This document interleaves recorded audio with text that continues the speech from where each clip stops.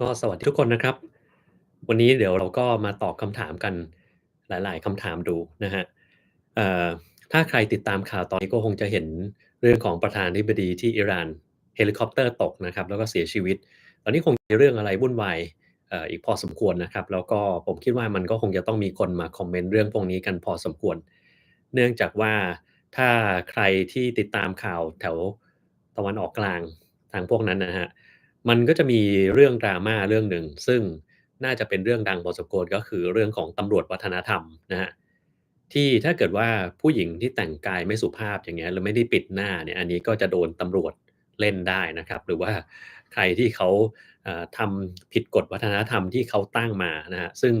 ทางแถบนั้นเนี่ยก็ผู้ชายเป็นใหญ่ผู้หญิงเป็นรองชัดเจนมากๆเลยนะครับอันนี้คงปฏิเสธไม่ได้นะครับ แล้วพอถ้าทำพลาดอะไรนิดๆหน่อยๆเนี่ยการลงโทษของมันค่อนข้างจะรุนแรงทีนี้ผมก็สงสัยเหมือนกันว่าถ้าเกิดกรณีที่เอ่อทางผู้นำของอิหร่านเนี่ยเขาไม่อยู่แล้วเรื่องนี้มันจะมีการเปลี่ยนแปลงอะไรยังไงหรือเปล่านะครับแน่นอนเวลามีเรื่องอย่างงี้ออกมานะครับคนที่อยู่ภายนอกนะครับที่เป็นนักวิเคราะห์หรือคิดทั้งหลายแหละเขาก็จะต้องบอกชัดเจนว่ามันต้องมีปัญหาทางด้านของการดูแลเสถียรภาพต่างๆแน่นอนนะครับ ส่วนคนที่อยู่ข้างในที่เป็นชนชั้นผู้นำก็จะบอกว่า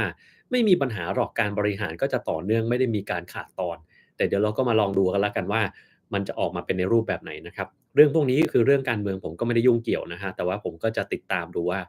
มันจะออกมาอย่างที่เราคิดหรือมันจะเป็นอย่างที่เราไม่เคยรู้มาก่อนเพราะว่ามันอาจจะมีปัจจัยหลายๆอย่างที่เราก็ไม่ได้ติดตามนะครับอืม เดี๋ยวลองดูยา Finasteride รักษาผมบางกินไปส่งผลต่อการสร้างกล้ามเนื้อหรือเปล่าไม่ส่งผลอะไรทั้งสิ้นนะครับกินได้นะอันนี้ผมสงสัยว่าทำไมเราถึงไปสงสัยว่ามันส่งผลต่อกล้ามเนื้อเหรอครับคือบางทีเนี่ยความรู้หรือความเข้าใจของเราที่เราไปได้ยินมาทั้งหลายแหล่มันไม่ค่อยถูกต้องเท่าไรนะคือบางคนบอกอาได้ยินการกิน SARMs นะครับหรือไปกินOstarine Andarine พวกเนี้ย เทรนเนอร์ก็บอกว่ากินแล้วไม่มีปัญหาหรอกมันไม่ได้เกิดเรื่องของการกฎการทำงานของอัณฑะหรืออะไรพวกนี้นะครับแล้วไม่มีเรื่องอะไรเกิดขึ้นหรอกพวกนี้ก็เป็นความเข้าใจที่ไม่ถูกต้องถูกไหมครับหรือบางคนไปได้ยินมาว่าใส่ลวดทองแดงแล้วร่างกายจะแข็งแรงอย่างเงี้ยจะป้องกันไม่ให้คลื่น 5G หรือคลื่นอะไรเข้ามารบกวนสมองของเราแล้วก็ทำให้ร่างกายของเราแข็งแรงพวกนี้มันก็เป็นความรู้ที่ไม่ถูกต้องนะครับแล้วรู้ไหมครับว่าความรู้ที่ไม่ถูกต้องและคนที่ไม่ค่อยจะเฉลียวเนี่ย มันอยู่ใน TikTok เสียเป็นส่วนใหญ่นะอย่างเวลาผมโพสต์อะไรทางยูทูบเนี่ยผู้ฟังจะเป็นอีกกลุ่มหนึ่งเลยจะดูมีความเข้าใจมีปัญญานะครับแล้วก็มีการศึกษาสูงกว่าแต่พอใน TikTok เนี่ยลงเรื่องอะไรมันก็เป็น drama ไปหมดทั้ง CDS ทั้งทองแดงอะไรเงี้ยก็จะมีคนมาบอกว่าหมอต้องเปิดใจใช้แล้วมันดีอย่างนั้นอย่างนี้หมอหิวแสงเราต้องการรายได้ใช่ไหมถึงจะไปบอกให้คนเขาไม่รักษาตัวเองนะครับเราต้องให้มารักษากับหมอนะครับหรือแบบบางทีก็ประชดประชัน แต่ผมดูหน้าที่แต่ละคนที่มาประชดประชันหรือมาว่าอย่างงั้นน่ะคือหน้านี่แบบอื้อฮือไม่ไหวเลยอะเราเข้าใจว่าปัญญาเขาระดับไหนก็เพราะว่าอย่างงี้นี่แหละนะครับบางทีผมดูแล้วแบบเราก็อยากจะเปรียบเทียบเนาะคนพวกนี้เนี่ยบางทีเขาอาจจะไม่ใช่คนรากหญ้านะแต่เขาเป็นคนกินหญ้ามันก็เลยเป็นเสียแบบนั้นนะครับเราต้องพยายามทำยังไงก็ได้ให้คนไทยเลิกกินหญ้าแล้วหันมากินอย่างอื่นที่มันมีประโยชน์ต่อสมองมากกว่านั้นเขาจะได้มีปัญญานะครับ ไม่งั้นมันก็จะมีแต่เรื่องพวกนี้เต็มไปหมดเลยนะครับใครไป TikTok คงจะรู้ดีว่าของพวกเนี้ยเต็มไปหมดแล้วถ้าเราไปเตือนเขาเนี่ยอื้อฮือมีแต่ drama มาบ่นอะไรกันเยอะแยะไปหมดนะถ้าสมมุติกรณีผมเป็นรัฐบาลผมจะปราบคนพวกนี้ให้เกลี้ยงเลยเพราะว่ามันทำให้สังคมคนไทยเนี่ยมันมีแต่เรื่องที่มันงมงายไม่ถูกต้องแล้วสุดท้ายมันก็ก่อให้เกิดผลเสียต่อสุขภาพพอมันเกิดผลเสียขึ้นมาแล้วก็มาหนักภาระโรงพยาบาล ก็เราก็รู้อยู่แล้วว่าโรงพยาบาลแพทย์ไม่พอถูกไหมครับแล้วยิ่งคนรากหญ้าแบบนี้เนี่ยเขาก็มีโอกาสที่จะเข้าไปที่โรงพยาบาลดีๆได้ค่อนข้างที่จะน้อยมันก็เลยต้องไปโรงพยาบาลไหนก็ได้แถวๆนั้นถูกไหมครับแล้วทีเนี้ยถ้าเกิดว่าไปแล้วโรงพยาบาลมันล้นมันเกิดอะไรขึ้นหมอที่เขาทำงานเขาก็ไม่อยากจะทำสุดท้ายเขาก็ลาออกอยู่ดีนั่นแหละพอลาออกหมอก็ยิ่งไม่พอพอไม่พอคนไข้เพิ่มขึ้นเรื่อยๆมันก็วนไปวนมาแบบนี้นะครับดังนั้นเนี่ย แน่นอนว่าเราก็จะต้องมีการเพิ่มหมอให้สวัสดิการที่ดีแต่มันก็จะต้องลดปริมาณคนไข้ด้วยนะครับแล้วส่วนหนึ่งที่มันมีปริมาณคนไข้ที่เยอะขึ้นเนี่ยข้อแรกก็คือความรู้ที่มันไม่ถูกต้องใช่ไหมครับ ถ้าเกิดว่าความรู้มันถูกต้องเขาก็จะดูแลตัวเองได้อย่างดีภาระแพทย์ก็จะลดลงนะครับแต่ถ้าดันความรู้ผิดๆไปใช้เนี่ยแล้วมันเกิดปัญหาขึ้นมาเช่นไปกิน CDS แล้วก็มโนว่าตัวเองสุขภาพดีขึ้นแล้วสุดท้ายแล้วมันแย่ลงล่ะใครหนักหัวใครหนักหัวหมอนี่แหละนะบางคนบอกว่าหมอได้ตังค์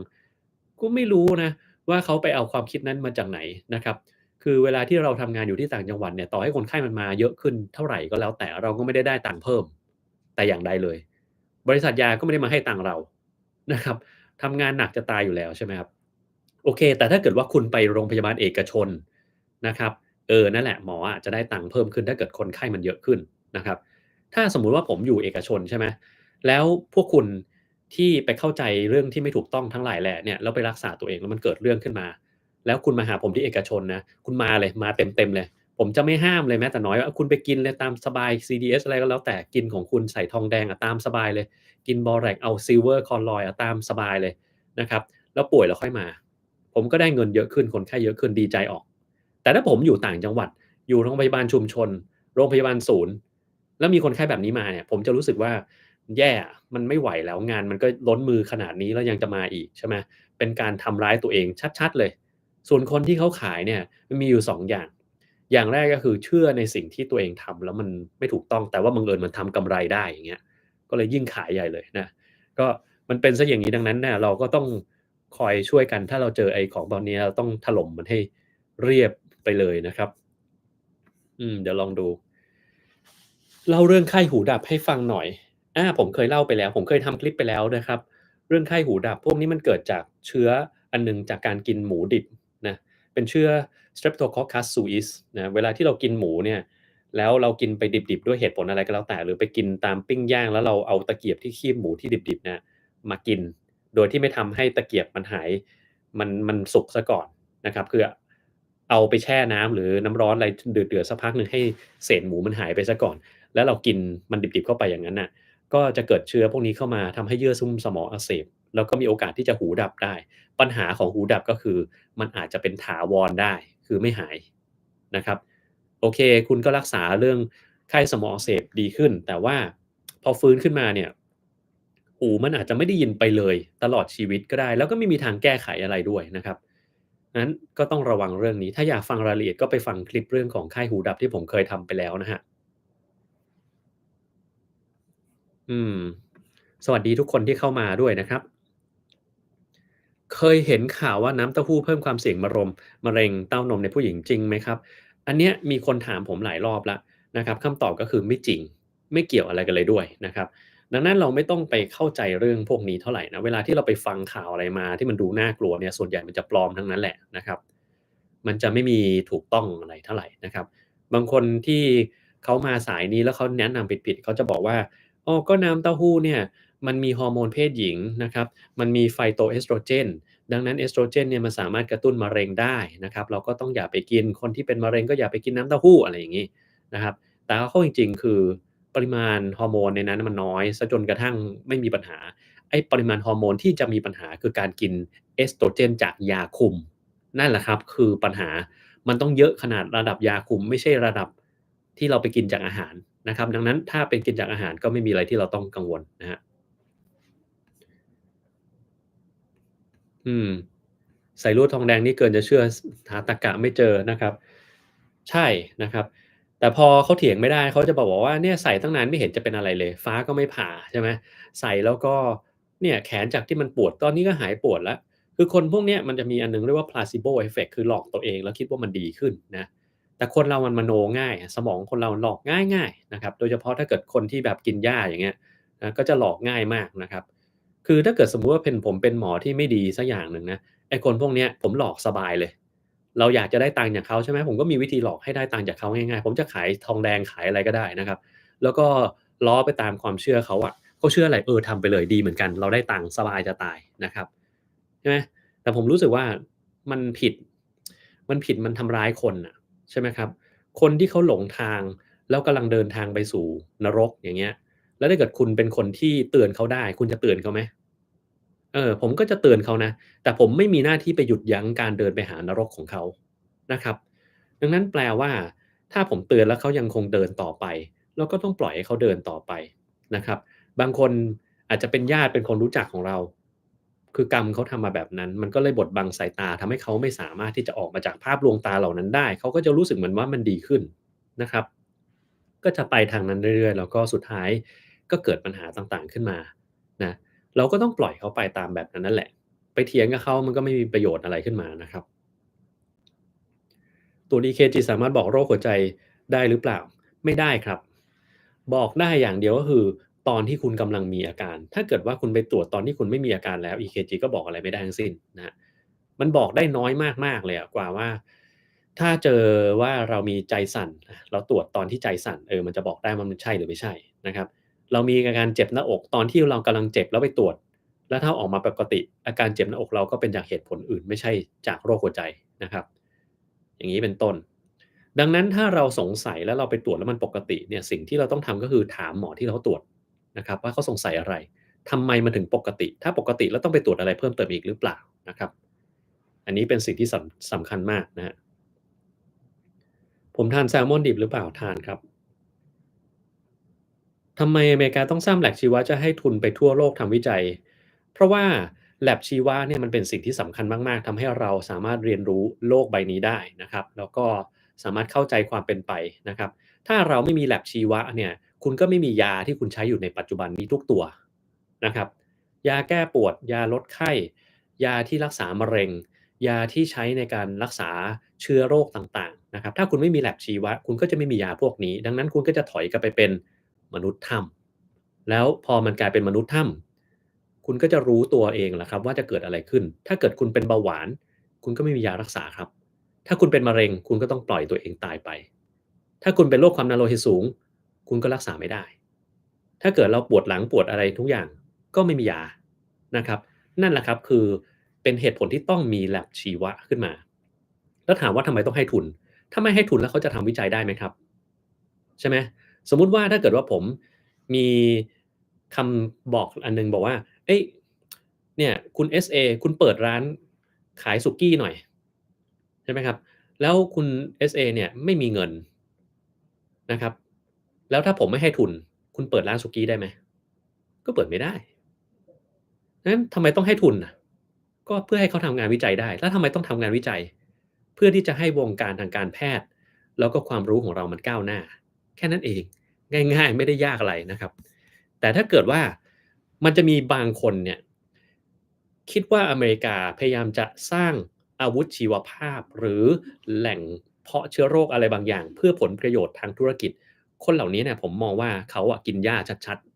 ๆนะ คืออาจจะดูหนังมากไปแล้วก็ไปดูในทฤษฎีสมคบคิดแล้วก็คิดว่าเรากำลังวางแผนอะไรสักอย่างอยู่หรือเปล่าเพื่อที่จะทำให้คนทั้งโลกเนี่ยมันปั่นป่วนเพื่อผลประโยชน์ของตัวเองในการขายอะไรสักอย่างนะครับคนพวกนี้ผมมองว่ามันเพี้ยนอะนะครับสมองมันไปแล้วไปไกลแล้วนะครับเพี้ยนอาจจะกินหญ้าไม่พอแล้วคราวนี้กินแบบเศษดินเข้าไปเยอะนะครับสมองมันเลยไม่สามารถที่จะเจริญเติบโตไม่สามารถสร้างปัญญาได้แล้วก็เลยโดนหลอกให้วนอยู่กับ ความคิดแบบนี้นะครับคือมันก็จะมีคนคิดแบบนี้ฝังหัวนะแล้วก็จะมาคอมเมนต์ในช่องผมเป็นบางครั้งนะครับผมก็จะรู้สึกว่าอืมคนเหล่าเนี้ยสมองมันคนละระดับกับเราอะมันคุยกันไม่รู้เรื่องอะนะครับคุยกันไม่ได้อะงั้นเราก็บล็อกเขาทิ้งไปดีกว่าเนาะเราปล่อยเขาไปอยู่ในพวกของเขาเองอะบางทีถ้าเราลองคิดเนาะคือเราสีซอให้ควายฟังเนี่ยควายมันก็ฟังไม่รู้เรื่องนะครับควายมันอาจจะฟังรู้เรื่องเฉพาะเสียงที่มันพูดกันเองดังนั้นเราก็ต้องปล่อยควายไปอยู่ฝูงควายให้มันอยู่กับมันนั่นแหละนะถึงแม้ว่าผมจะชอบควายแค่ไหนก็แล้วแต่ผมก็คุยกับควายไม่รู้เรื่องนะเออคือส่วนตัวผมชอบควายนะมันน่ารักดีหน้ามันนิ่งๆเวลามันเคี้ยวหญ้าอย่างเงี้ยดูมีความสุขดูมันฟินนะครับแล้วบางทีมันหันมาแล้วมันยิ้มให้เราด้วยไม่รู้มันเมาหญ้าหรือมันอะไรเนาะคือเรารู้สึกว่ามันน่ารักดีนะครับ แต่ผมไปคุยกับมันก็ไม่เห็นมันจะตอบอะไรเลย มันก็ไม่รู้เรื่องนะครับ คือผมจะเอาสเต็กให้มันกิน มันก็กินไม่ได้เนาะมันเป็นควายมันกินได้แค่หญ้าอย่างเดียวใช่ไหมหรือบางทีเรามีพืชอะไรที่มันอร่อยกว่านั้นเช่นแบบสมมุติเราอยากกินผักกาดแก้วอร่อยนะกินกับพริกอร่อยไม่รู้ควายมันจะกินหรือเปล่าเลยมันอาจจะแบบไม่เอาอะกินหญ้าอย่างเงี้ยดีแล้วฉลาดดีแล้วเราก็คงต้องปล่อยเขาไปเนาะคือคนแบบนี้บางทีเขาอยู่คนละระดับกับเราคนละสังคมคนละความรู้เลยคุยด้วยกันไม่ได้นะครับ ต้องปล่อยไปอย่าไปยุ่งกับเขานะอืม ทำงานโรงพยาบาลรัฐคนไข้เยอะเงินก็ไม่ได้แถมมีงาน HA ให้ทำนะครับต้องทำให้ได้ตามเกณฑ์ที่กระทรวงกำหนดมาอีกมากมายใช่เลยครับใครไม่มีลูกหลานอยู่ในวงการทางการแพทย์ของโรงพยาบาลรัฐเนี่ยไม่มีทางรู้เลยนะครับแล้วไปแล้วก็เห็นอื้อฮือปากแต่ละคนแจ๋วมากนะคือบางคนเนี่ยเป็นคนไข้ดีมากๆก็มีอย่างเช่นตอนที่ผมทำงานใช้ทุนอยู่เนี่ยก็มีคนไข้ที่แบบดีเลยนะ ดูแลกันจนดีคือเพิ่มความรู้ให้กับตัวเองนะครับแล้วก็หมั่นศึกษาหาความรู้เพิ่มแล้วก็ดูแลตัวเองเป็นอย่างดีคนพวกนี้เนี่ยก็มักจะเป็นคนไข้ที่แบบรักษาแล้วเขาก็จะดีขึ้นนะครับแต่มันก็จะมีคนบางคนเหมือนกันคือเจ็บป่วยมาโรงพยาบาลก็จะบอกว่าเป็นหน้าที่ของหมอที่ต้องรักษาพูดหยาบๆเลยบางทีกูให้เงินภาษีพวกมึงไปนี่ทำอะไรเนี่ยฮะทำไรรักษาไม่ได้เรื่องเลยอะไรอย่างเงี้ย คือเดี๋ยวใครกันแน่ที่เสียภาษีผมเนี่ยตอนนั้นน่ะผมเสียภาษีมากกว่าไอ้คนพวกนั้นอีกผมกล้าการันตีเลยนะนั้นแปลว่าเราต้องเสียภาษีคุณก็ต้องเสียภาษีต่างคนต่างต้องเสียภาษีงั้นจะเอาเรื่องภาษีมาเป็นเหตุผลที่จะเบ่งไม่ได้นะครับมันไม่ได้นะครับแล้วก็บางคนก็โน่นโยนของโวยวายอะไรเยอะแยะไปหมดแต่แน่นอนบางทีมันก็ต้องมีหมอบางคนที่แบบเฮ้ยดูมีปัญหานะครับเออแต่คุณรู้ไหมว่าทำไมมันถึงมีปัญหา มันมี2อย่างจริงๆก็3อย่างอย่างแรกคือภาระงานของหมอคนไทยที่มันเยอะเสียจนเกินไปมันไม่ได้พักอะถ้าเกิดผมให้คุณทำงานที่คุณทำอยู่ตอนเนี้ยแล้วตลอด24ชั่วโมงคุณห้ามพักอะแล้ววันต่อไปคุณก็ต้องทำเหมือนเดิมผมว่าคุณก็บ้าเหมือนกันแหละถูกไหมมันก็ต้องหงุดหงิดเป็นธรรมดาอันนี้อันที่1เลยนะครับแต่แน่นอนว่ามันไม่ใช่เหตุผลที่หมอจะต้องมาหงุดหงิดนะครับแต่อย่างไรก็ตามนั่นคือเหตุผลที่ทำให้หมอหงุดหงิดแต่หมอก็ต้องคุมอารมณ์ตัวเองให้ได้เหมือนกันนะครับ อันที่2ก็มันเป็นเสียอย่างเงี้ยส่งต่อมาจากรุ่นสู่รุ่นอาจารย์สมัยก่อนก็แน่นอนว่าถ้าใครเรียนหมอคงรู้ว่าเขาด่าแบบเสียหายเลยอะบางทีอยู่ในตึกคนไข้เงี้ยต่อหน้าคนไข้นะเอาชาร์ตคนไข้จะขว้างลงพื้นอะโยนอย่างเงี้ยบางทีโยนว่อนในวอร์ดเลยนะลอยเลยอะลอยแล้วก็ข้ามไปอีกข้างหนึ่งอย่างเงี้ยนะครับเราคงเคยเห็นนะสมัยผมเรียนก็มีแบบนั้นมีอาจารย์อย่างนั้นเหมือนกันนะก็ถ้าใครอยู่จุฬาเนี่ยคงจะรู้ดีว่าอาจารย์คนไหนนะ ที่ทำแบบนั้นนะครับรอบนี้เราก็ไม่สนใจนะครับมันก็เลยส่งมาต่อรุ่นสู่รุ่นคือพอเราโตขึ้นเรื่อยๆเราดุได้เราก็ไม่เกรงใจใครนะครับเราก็ดุดันนะครับ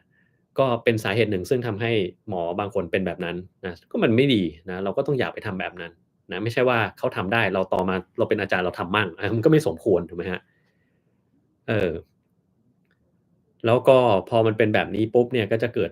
เหตุอย่างเงี้ยขึ้นมาเรื่อยๆนะภาระเพิ่มขึ้นแล้วเนื่องจากส่งต่อความดุต่อกันมาก็จะเกิดปัญหาแบบนี้ขึ้นมานะก็ต้องไปแก้เรื่องปัญหาพวกนี้นะงั้นผมก็ไม่ได้เข้าข้างหมอที่เขาทำไม่ดีนะมันก็ต้องมีอย่างนั้นบ้างนะครับเราก็ต้องไปแก้ไขกันนะแต่ว่าคนไข้ที่ไม่ดีก็มีเหมือนกันนะคือสมัยผมเป็นแพทย์ชายทุนเนี่ยผมโหดมากโหดแบบโหดจริงๆเลย ถ้าเกิดคนไข้คนไหนที่มาทำแบบนั้นนะโวยวายอะไรเงี้ยคือผมไม่รักษาเลยนะไม่ดูไม่สนใจด้วยปล่อยไว้งั้นเลยจะโวยวายจะเจ็บอะไรคือต้องให้เกียรติซึ่งกันและกันถ้าเกิดคุณจะต้องการความช่วยเหลือคุณก็พูดดีๆไม่ใช่มาด่านะครับไม่ใช่มาด่าโวยวายขว้างของจะฟ้องผอ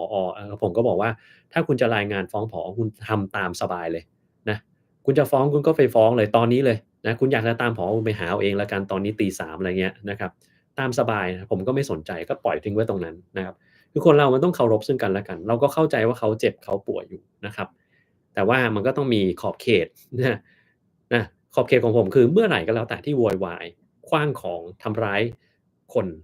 เมื่อนั้นผมไม่เข้าไปยุ่งแล้วคุณจะเป็นอะไรผมปล่อยคุณไปเลยนะครับ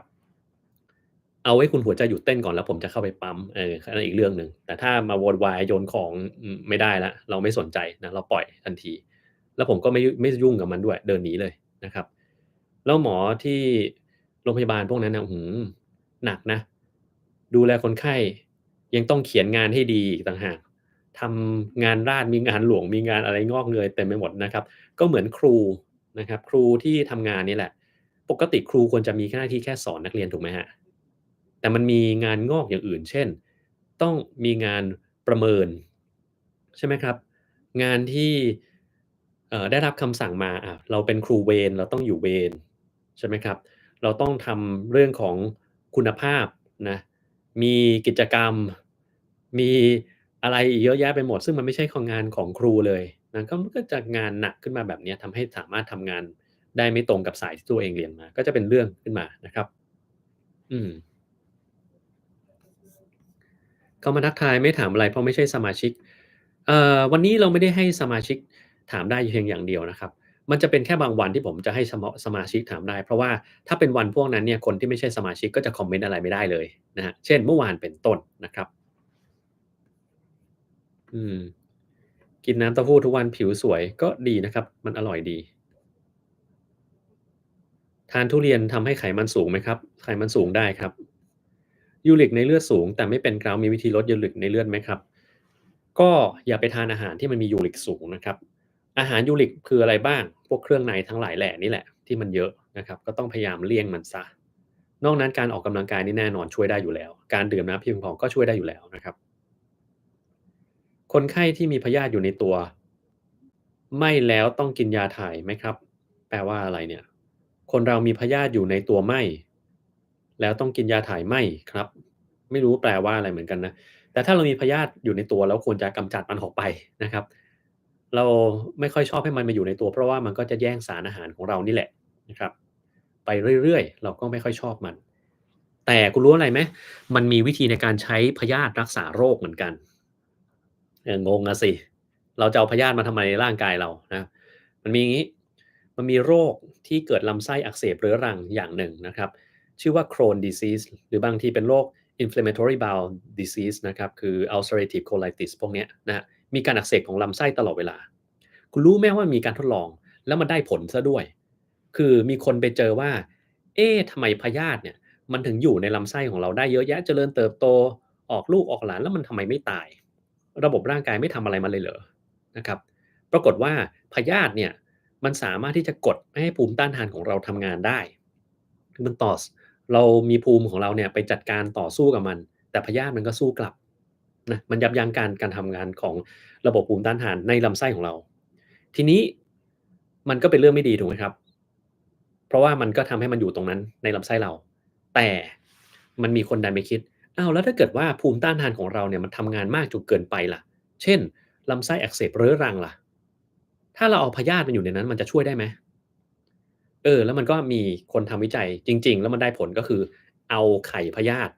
ชนิดที่มันไม่สามารถที่จะแบ่งตัวได้อีกคือมันฟักออกจากไข่แล้วมันก็กลายเป็นพยาธิแล้วมันก็โตแล้วมันก็อยู่แค่นั้นมันไม่สามารถออกลูกออกหลานได้อีกนะครับเพื่อป้องกันไม่ให้พยาธิเพิ่มจนเกินไปแล้วเอานั่นน่ะให้คนไข้ที่เป็นโรคเนี้ยกินเข้าไปนะครับแล้วก็ส่องกล้องไปดูปรากฏว่าหลังจากสักพักหนึ่งไอ้พยาธิตัวนี้มันก็เดินเล่นอยู่แถวอ่า ลำไส้ของเราแล้วก็จัดการพวกเซลล์ภูมิคุ้มกันที่มันทำงานมากจนเกินไปทำให้โรคลำไส้เหล่านั้นเนี่ยสงบไม่ต้องกินยาด้วยเจ๋งไหมเออแล้วพอนานๆทีพยาธิมันแก่ตายไปเราก็มาเติมเข้าไปใหม่นะครับไม่ใช่ให้เรากินพยาธิก็เป็นตัวๆแบบเห็นแบบดึกๆๆอย่างงี้แล้วกินเข้าไปนะไม่ใช่นะมันเป็นไข่เล็กๆแล้วเรามองไม่เห็นเราก็กินเหมือนกินน้ำเข้าไปอย่างเงี้ยแล้วมันก็ไปอยู่ตรงที่มันควรจะอยู่นะครับถึงเวลามันโตแก่ตายมันก็ตายไปนะครับระหว่างนั้นมันก็ เหมือนได้เข้าไปเดินเล่นในทุ่งแห่งความสุขของพยาธิซึ่งก็คือลำไส้ของเราก็เดินดึกๆใส่หัวไปเรื่อยๆนะครับเจอภูมิคุ้มกันที่มันประหลาดที่มันทำร้ายลำไส้ที่อยู่ของมันมันก็จัดการทิ้งเสียนะครับก็เป็นวิธีการรักษาแบบหนึ่งนะครับอืมวันนี้พรีเซนต์เคส CTPA อาจารย์บอกว่า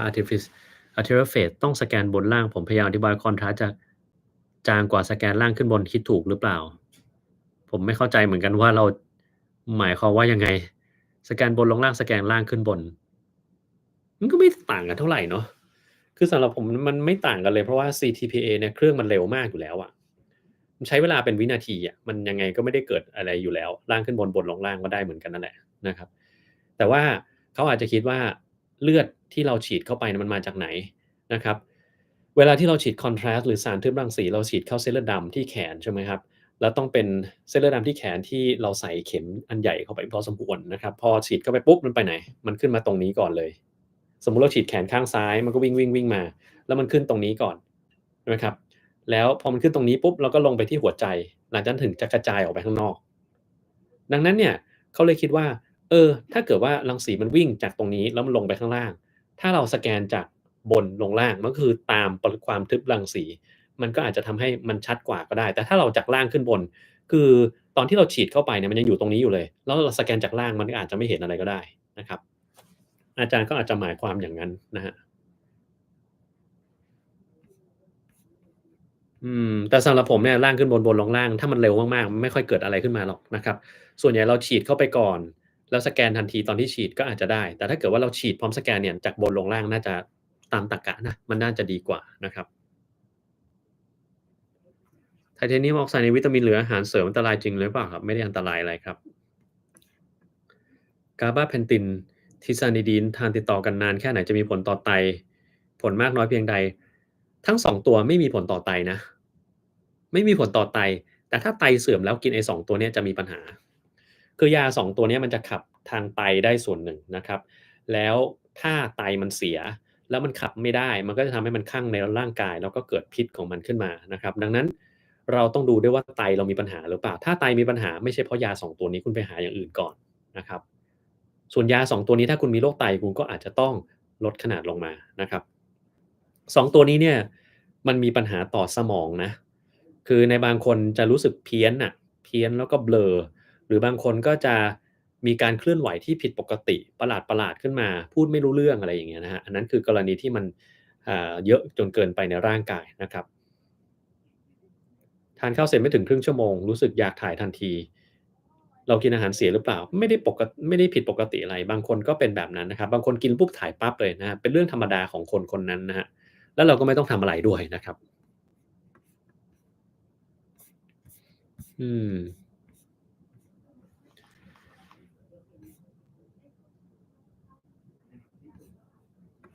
อันนี้อะไร FibroScan คืออะไร FibroScan ก็คือเป็นการดูความแข็งของตับนะครับคือถ้า FibroScan เนี่ยจริงๆมันตรวจได้2อย่างอย่างแรกก็คือไขมันที่พอกตับระดับแค่ไหนอันดับที่2ก็คือดูค่าพังผืดในตับว่ามันมากแค่ไหนนะครับถ้ามันมีตับที่มันอักเสบเช่นเรามีไวรัสตับอักเสบ C อยู่ในร่างกายแล้วเราจะติดตามการรักษาบางทีเราก็ทำ FibroScan นะครับ เพราะมันจะสามารถพอประเมินได้ว่าเฮ้ยมันมีไขมันพอกตับเยอะแค่ไหนมันมีพังผืดขึ้นเยอะแค่ไหนแล้วเราอาจจะต้องเปลี่ยนแปลงการรักษานะครับนั่นแหละคือการใช้ FibroScan เพราะว่าถ้าไม่มี FibroScan สิ่งที่คุณต้องทำก็คือคุณต้องเจาะแล้วเอาชิ้นเนื้อตับมาตรวจเพื่อจะหาดูว่ามันมีพังผืดแค่ไหนนะครับแต่ว่ามันก็เจ็บมีโอกาสที่จะเลือดออกมีความเสี่ยงต่างๆจากการเจาะนะครับดังนั้นการที่เราทำใช้เครื่องอัลตราซาวด์ที่สามารถวัดพังผืดวัดไอ้พวก ไขมันที่พอกตับได้ก็น่าจะดีกว่าการต้องไปเจาะถูกไหมครับอืม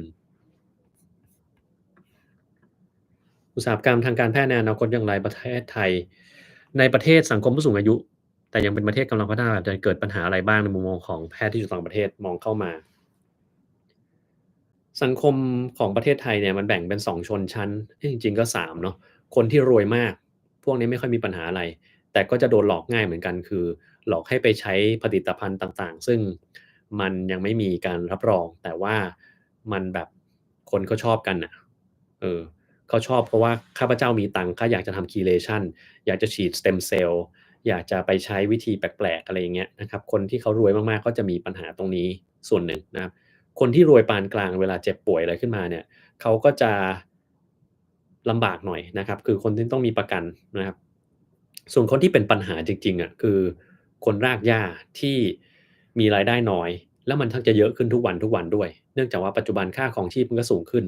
เวลาเจ็บป่วยอะไรทีหนึ่งเนี่ยก็จะเป็นภาระเยอะขึ้นนะครับแล้วพอมีคนพวกนี้บวกกับความรู้ที่มักจะไม่ค่อยถูกต้อง แล้วมันมีอินเทอร์เน็ตเข้าถึงกันได้ง่ายความรู้ก็ยิ่งไม่ถูกต้องเข้าไปใหญ่นะครับพอผ่านไปสักพักหนึ่งเกิดเป็นคนสูงอายุก็สนใจเรื่องพวกนี้เพิ่มขึ้นก็ยิ่งมีความรู้ที่ผิดเพิ่มขึ้นคนไข้ก็เยอะขึ้นมันก็จะยิ่งเน่ารักษายากขึ้นนะครับรวมกับทั้งนโยบายต่างๆซึ่งอาจจะไม่เอื้ออำนวยให้การพัฒนาทางการแพทย์มันดีขึ้นนะครับแพทย์ก็จะไหลออกจากระบบ อย่างตอนเนี้ยคุณลองไปสัมภาษณ์แพทย์ที่จบใหม่สิว่าเขาอยากจะทำงานที่ไหนอะไรยังไงแล้วคุณก็จะได้คำตอบที่แตกต่างไปจากสมัยก่อนที่สมัยก่อนก็บอกว่าเฮ้ยไม่เป็นไรเราไปใช้ทุนเราอยากจะเป็นแพทย์เพื่ออุดมการณ์เราอยากจะเพิ่มพูนทักษะนะครับเพื่อกลับมาเรียนให้ได้แต่เดี๋ยวเนี้ยคุณลองไปถามดูความอดทนของแพทย์เนี่ยลดลงไม่อยากจะทำแล้วทำไมเราต้องไปเหนื่อย ทำไมเราต้องไปโดนขกสับทำไมเราต้องไปอยู่ในโรงพยาบาลซึ่งจ่ายเงินเดือนอาจจะไม่ตรงเวลาก็ได้ ทำไมเราจะต้องไปอยู่ในที่ที่แบบมีการฟ้องร้องคนไข้ด่าเอามือถือมาถ่ายคลิปนะครับทำไมเราต้องไปอยู่ในที่ที่แบบลำบากขนาดนั้นเพื่ออะไรแพทย์ก็ไม่ทำงั้นส่วนใหญ่ของแพทย์ที่ออกไปเนี่ยเดี๋ยวเนี้ยก็มักจะไม่เอาละไม่ใช้ทุนละจ่ายเงินแล้วไปทำอย่างอื่นดีกว่านะครับนี่แหละคือปัญหาที่เราจะเจอในต่อไปในอนาคตนะครับ แต่ว่าแก้ยังไงเนี่ยผมเคยสอนไปแล้วนะว่ามันต้องแก้ยังไงเคยพูดไปถึงตอนก่อนที่จะจัดตั้งรัฐบาลครั้งนี้ว่าแนวโน้มมันปัญหามันอยู่ตรงไหนแล้วเราวิธีแก้ยังไงนะครับแต่จนปัจจุบันเนี้ยผมก็ยังไม่เห็นว่ามันมีอะไรที่ถูกแก้ไขเลยแม้แต่นิดเดียวนะครับแต่ปัญหาที่มันจะเยอะขึ้นก็มันก็อยู่ตามนั้นอย่างไรก็ตามผมไม่ใช่เป็นคนที่มีอำนาจนะครับดังนั้นไม่สามารถช่วยท่านได้ไม่สามารถเป็นกระบอกเสียงหรืออะไรให้กับท่านได้อีกต่อไปแล้วก็เราบอกไปแล้วว่าต้องทำยังไงแต่ว่า มันขึ้นอยู่กับคนที่มีอำนาจเขาจะทำอะไรแค่ไหนยังไงนะครับแค่นั้นเองนั้นถ้าให้ผมมองเนี่ยปัญหานี้ของประเทศไทยก็จะเยอะขึ้นเรื่อยๆนะครับปัญหาในประเทศไทยก็คือการที่คนจะเข้าไม่ค่อยถึงการรักษาที่มันมีคุณภาพแล้วมันจะเริ่มเข้าไม่ค่อยถึงนะเพราะว่าคนมันเยอะขึ้นค่าใช้จ่ายเยอะขึ้นการรักษาที่ดีๆมันก็เข้าถึงยากขึ้นด้วยส่วนหนึ่งนะฮะแต่ที่อเมริกาเนี่ยมันก็จะมีปัญหาคือมันของแพงขึ้นเรื่อยๆนะครับ ไม่ใช่ทุกคนจะมีประกันที่รักษาได้นะครับคนไทยเนี่ยเป็นไรนิดหน่อยเข้าหาหมอได้ง่ายแต่ที่อเมริกาไม่ได้มันต้องมีทำนัดมีอะไรเยอะแยะไปหมดนะครับแล้วมันก็แพงด้วยนะครับถ้าไทยเนี่ยทำอย่างนี้ต่อไปเผลอๆจะกลายเป็นแบบอเมริกาก็ได้นะมันยิ่งมันจะมีคนบางคนเนี่ยล้มละลายเพราะว่าต้องไปหาหมอที่อเมริกาคนล้มละลายเพราะไปหาหมอก็มีอยู่หลายคนนะอืมเพราะว่าตังค์ไม่พอจ่ายก็ต้องต่อไปถ้าได้ตังค์อะไรมาก็ต้องมาโปะหนี้ตรงเนี้ยนะครับก็ลำบากขึ้นเวลาเข้า Onsen ลงน้ำอุ่นน้ำร้อนสบายลงน้ำเย็นจะใจสั่นเหมือนเป็นลมวิงเวียนเพราะอะไรเป็นเพราะว่าคุณยังไม่ชินแค่นั้นเองครับก็ต้องทำตัวให้ชินแล้วมันก็จะค่อยๆดีขึ้นแล้วก็ไม่ต้องรีบนะครับ ซื้อ DHA มาดีไหมอยากบำรุงสมองถ้าอยากบำรุงสมองต้องฝึกสมองไม่ใช่เอาของมากินนะครับคือถ้าจะกินเพื่อที่จะบำรุงสมองแล้วหวังว่าความจำเราจะดีสมาธิเราจะมาเนี่ยผมบอกเลยนะครับว่าการกินไม่ได้มีประโยชน์อะไรขนาดนั้นเลยสักนิดเดียวคุณกินอาหารธรรมดาทั่วไปของคุณเนี่ยโอเคแล้วนะแต่มันอยู่ที่การฝึกสมองมากกว่านะครับถ้าคุณอยากจะกินไม่มีปัญหากินได้ครับ ทีแม้ติดหมอเพราะเรียนวิธีการเรียนของผมไปเหรอโอ้ดียินดีด้วยครับเป็นรุ่นน้องเดี๋ยวในอนาคตถ้าน้องเก่งแล้วกลายมาเป็นอาจารย์นะครับก็ต้องขอฝากเนื้อฝากตัวด้วยนะครับวันนี้เราได้ประโยชน์จากผมไปวันหน้าผมอาจจะขอประโยชน์จากน้องบ้างนะถ้าเกิดว่าผมป่วยนะเพราะว่าแน่นอนว่าอาจารย์เนี่ยเดี๋ยววันหนึ่งก็ต้องแก่วันหนึ่งมันก็ต้องไม่ไหวแล้ววันหนึ่งมันก็จะต้องพึ่งพาคนรุ่นหลังอยู่ดีนั่นหมายความว่าอะไรรู้ไหม อาจารย์ที่เคยดุเคยโหดมาก่อนเคยพูดไม่ดีใส่ลูกศิษย์เนี่ยเดี๋ยวอะกรรมมันจะตามทันเวลาที่ตัวเองต้องมาเป็นคนไข้ของลูกศิษย์นะครับนั่นแหละเดี๋ยวจะได้เจอของจริงนะฉะนั้นสำหรับผมเนี่ยคือผมไม่เคยดุด่าใครเลยตั้งแต่เป็นอาจารย์มานะครับก็จะมีบ้างแต่ว่าน้อยมากๆนะครับน้อยแบบสุดๆเลย นะเพราะว่าผมรู้ว่าเดี๋ยวสุดท้ายในอนาคตมันก็ต้องพึ่งพวกเขานั่นแหละนะครับมันไม่มีทางที่ผมจะอยู่ค้ำฟ้าแล้วก็จะฉลาดตลอดไปได้นะถึงวัยหนึ่งมันก็จะต้องมีคนที่ฉลาดเก่งกว่าเยอะแยะไปหมดนะครับเป็นธรรมดานะครับแต่ก็ติดหมอแล้วต้องลุยต่อไปนะครับอาชีพหมอเนี่ยบอกไว้ก่อนว่ามันยากและต้องเรียนรู้ตลอดชีวิตไม่มีการหยุดไม่ใช่ว่าเรียนจบแล้วมันก็จบเลยนะครับใน2 ปีแรกมันอาจจะไม่ค่อยมีอะไรเท่าไรอาจจะมีการปรับเปลี่ยนวิธีในการเรียนบ้างเพราะว่า สิ่งที่เราต้องเรียนเข้าไปมันเยอะเยอะยากแล้วมันจะมีวันที่ท้อแน่ๆอยู่แล้วนะครับแต่ว่าให้เราจำความรู้สึกไว้อย่างหนึ่งว่าเราเข้าหมอมาทำไมเราถึงอยากเข้านะครับเอาความรู้สึกนั้นน่ะมาเป็นกำลังแล้วก็สู้ต่อไปนะครับแล้วมันก็จะผ่านไปได้อืมเคยลงโทษ Rosie แรงสุดหนักสุดยังไงครับตีตูดมันครับอืม ทำไมดูดุจังกลัวดีครับเราชอบดุนะครับเพราะว่าจริงๆเราก็เป็นคนดุอยู่แล้วเราเป็นระดับจอมมารจอมมารมันจะใจดีได้ยังไงอันนี้ไม่เข้าใจนะครับจอมมารมันต้องแบบโหดร้ายสิครับถูกไหมอืม วิธีชะลอโรคสมองเสื่อมของคนอายุ40บวกเคยสอนไปแล้วครับมีมีคลิปไปแล้วด้วยต้องลองไปดูคลิปพวกนั้นนะครับก็สวัสดีคนที่เข้ามาใหม่ด้วยนะครับติดงูสวัสด์แล้วปวดมากขึ้นตาตอนนี้รักษาดีแล้วเขาควรกี่เดือนจะฉีดวัคซีน Shingrix ได้ตอนนี้เลยครับไม่ต้องรอนะครับฉีดได้เลยมีงอนด้วยแหมไม่เป็นไรครับผมไม่ง้อครับคือผมเนี่ยเป็นคนที่เกลียดการงอนมากที่สุดในโลกคือใครงอนเราไม่เคยง้อสมัยก่อนเนี่ยญาติผู้ใหญ่ผมงอนตอนผมเป็นเด็กนะบอกเฮ้ยเข้าไปขอโทษเข้าไปคุยกับเขาหน่อยไอ้นี่ไม่คุยไม่สนใจเลยปล่อยไว้งั้นแหละเรื่องอะไรทำไมล่ะมันมีเหตุผลอะไรที่ต้องงอนนะครับมันมันไม่สมเหตุสมผลถ้าจะงอนใครเดือดร้อนอะคนงอนนะผมไม่ง้อผมไม่ได้เดือดร้อนไม่ได้รู้สึกรู้สาอะไรด้วยเราก็มันก็แล้วแต่นะครับงอนๆไปง่ายๆดีซีรีส์เรื่อง House DC เคยดูซีรีส์เรื่อง House นะครับแต่ DC เนี่ยไม่เคยนะครับเกิดมาไม่เคยกินยาถ่ายพยาธิต้องไปซื้อที่ไหนแล้วเลือกยังไงต้องไปซื้อที่ร้านขายยาครับเลือกยังไงต้องถามเภสัชกรที่เขาแนะนำนะครับว่าเรากำลังสงสัยพยาธิชนิดไหนจะกินอะไรบ่อยแค่ไหนเป็นต้นนะครับ อายุ18-19ไปตรวจสุขภาพมหาลัยมีการตรวจเลือดตรวจฉี่เพราะว่าหลายคนเสี่ยงเป็นโรคไตโรคเบาหวานหลายคนเลยมันเป็นปกติของคนอายุน้อยหรือเปล่าเป็นปกติของคนยุคนี้อะครับเพราะว่าการใช้ชีวิตมันแตกต่างมาจากสมัยก่อนเยอะมากสมัยก่อนเป็นยังไงเวลาที่เราหยุดเราก็ไปวิ่งเล่นข้างนอกเดี๋ยวนี้เด็กทำอะไรครับนั่งเล่นเกมนั่งเล่นอินเทอร์เน็ตนั่งเล่นมือถืออยู่กับที่นะครับกินของที่มันทำให้อ้วนไขมันสูงเยอะแยะไปหมดเลยกินอร่อยเลยนะครับมันก็จะมีความเสี่ยงพวกนั้นขึ้นมาเยอะแยะนะ เครื่องพ่นโอโซนย่อยฆ่าเชื้อโรคทำให้สุขภาพมันดีขึ้น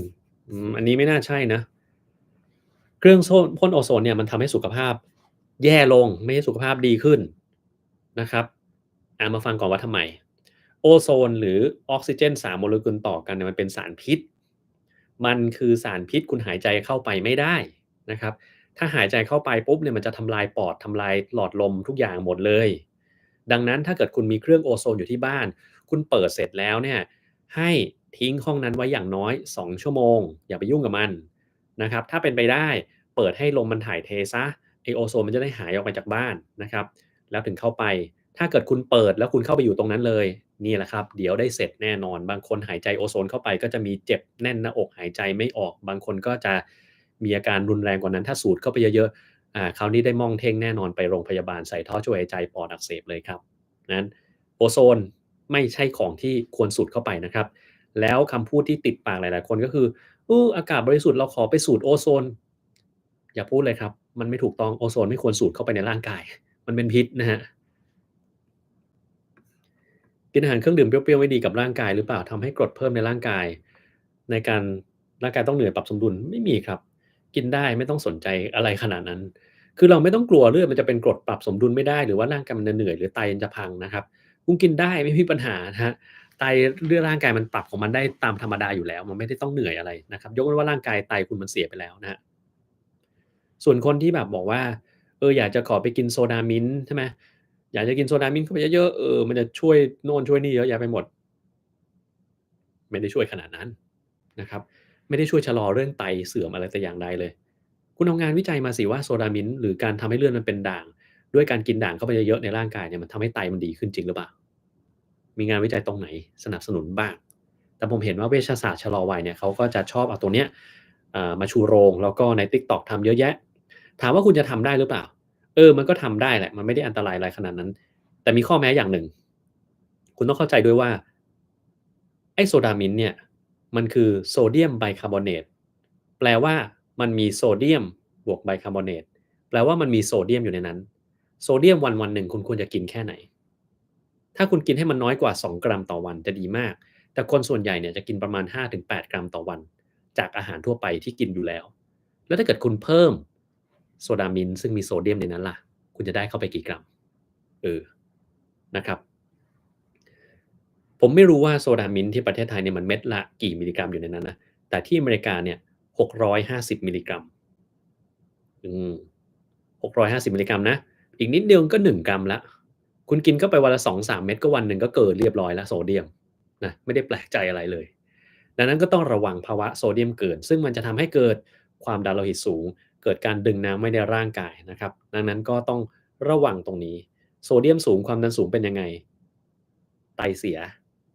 เราต้องการกินเพื่อป้องกันไตไม่ใช่เหรอแต่ถ้าเรากินไปแล้ว